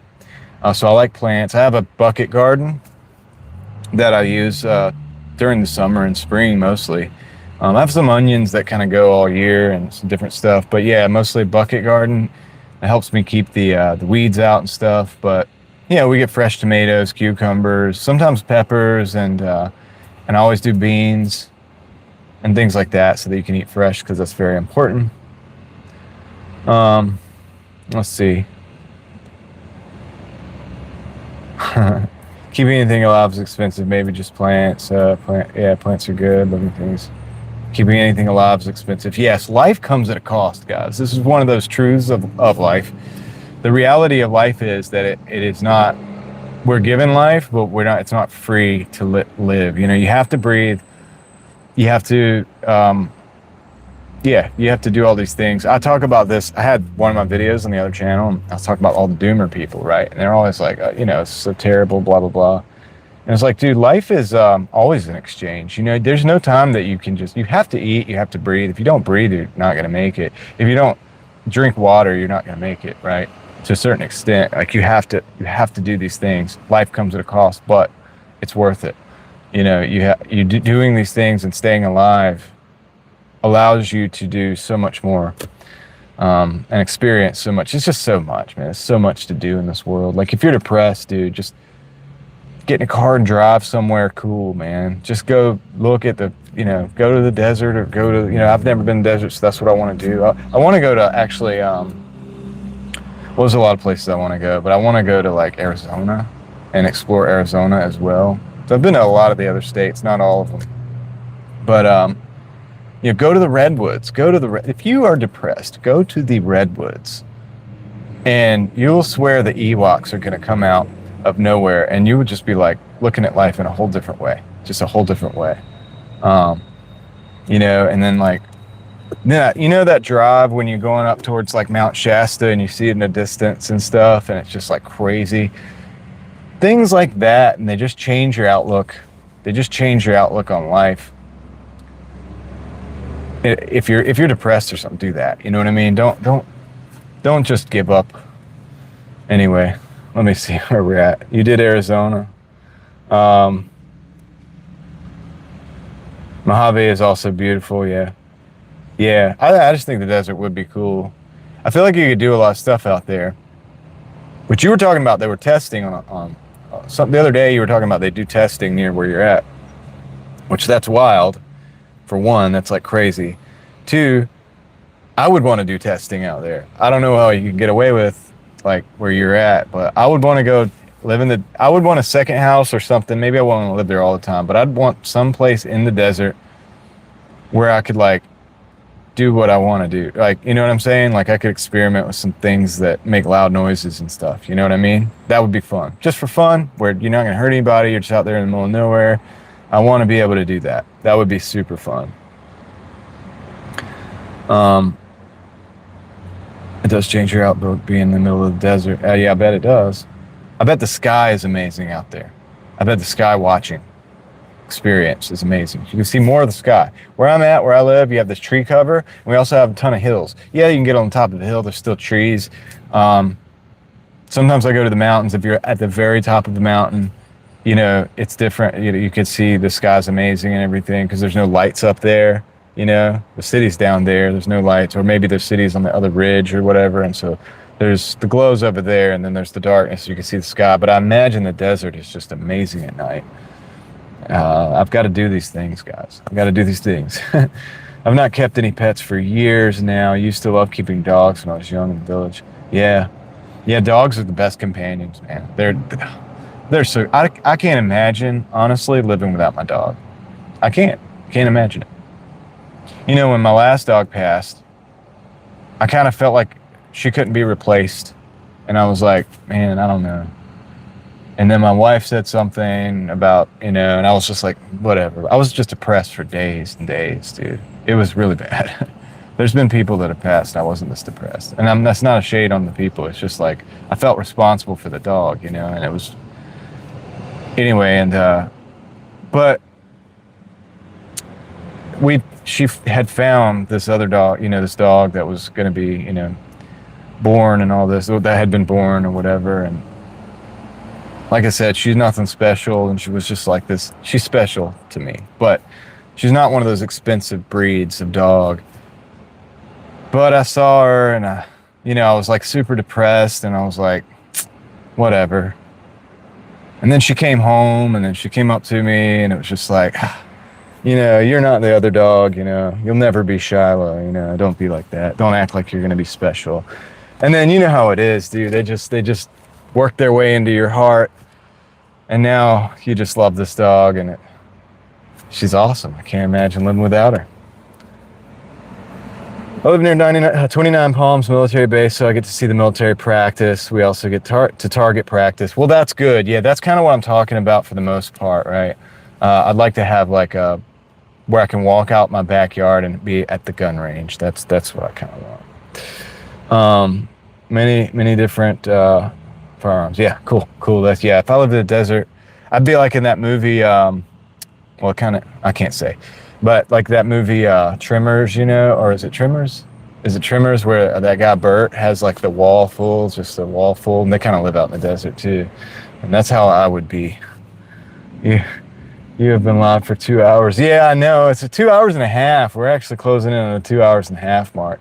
But yeah, I'd be like Bert in Tremors for sure, dude. Like I saw that as a kid, and I wanted that. Like I was like, dude, that's awesome, dude. I want to live in the desert, just be armed to the teeth, and you know, where I can actually go out and enjoy them. What I have now, you know, I have to go to certain places. You know, I have a couple places where I can go, and that aren't just like the range. You know, they're ranges, but they're outdoors, and people, you know, places where I can go. But It's not like like where you could just go out in the backyard, or you have it all set up where you could go drive the four-wheeler to it on the side of a mountain or something like that. Trimmer, yeah, Tremors just Tremors is a classic. You know, I don't know if it could be said that it's an amazing movie, but it's a fantastic movie. Like it's just I guess you know it is. Like, you know what I mean? It's like so. I don't know how. I don't know. You know, is it really a great movie? I don't know if you could say that, but it's one of those movies that, like, if it didn't exist, the world would be different for sure. I loved Tremors, dude. I think it's awesome. It's like a lot of fun. And it's it's funny thinking about being in the desert and then like watching Tremors, you know? That'd be great. Oh man. Yeah, I've been live for like 2.5 hours. I probably need to go do some work actually. But it's just been a revolving door. Like people have been coming in, you know. There was a lot more of us here earlier, but yeah, people have just been coming in. And then you came in. I thought it'd be cool to chat with you because we were able to hang out live the other day on your show, and that was cool. It's interesting that you do the shows just about the Frenchies. That's kind of awesome. But it's terrible what people are doing to them. It's so wild. I got to come in. Yeah. No, it's cool. I'm gonna shut it down here in a minute anyway, and yeah, I'll probably. I'm not gonna go live on the other channel yet. I got it. You didn't probably don't know, but I got a little trailer that I am setting up where I can hopefully do live stuff. So it's actually like a camper, and it's kind of weird. It's a little unorthodox, but that'll be where I do a lot of videos soon. So hopefully, once I get that all set, I'll probably start going live on Real Thoughts as well. But thank you for being here, for popping in, saying hey. Always a good conversation, seems like, with you. So that's very cool.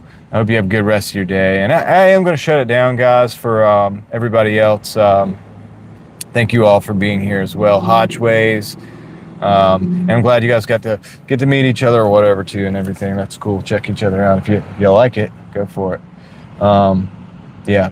And Frog, hope you find a job soon, man. You will find the right job for you. Those other ones just weren't it yet, you know? But you'll get it. You have the skills to pay the bills, so that's what counts, right? Yep. Peace out, everybody. And yeah, y'all have a good one. I'll catch you guys on the next one, wherever it is and whenever it is. Later.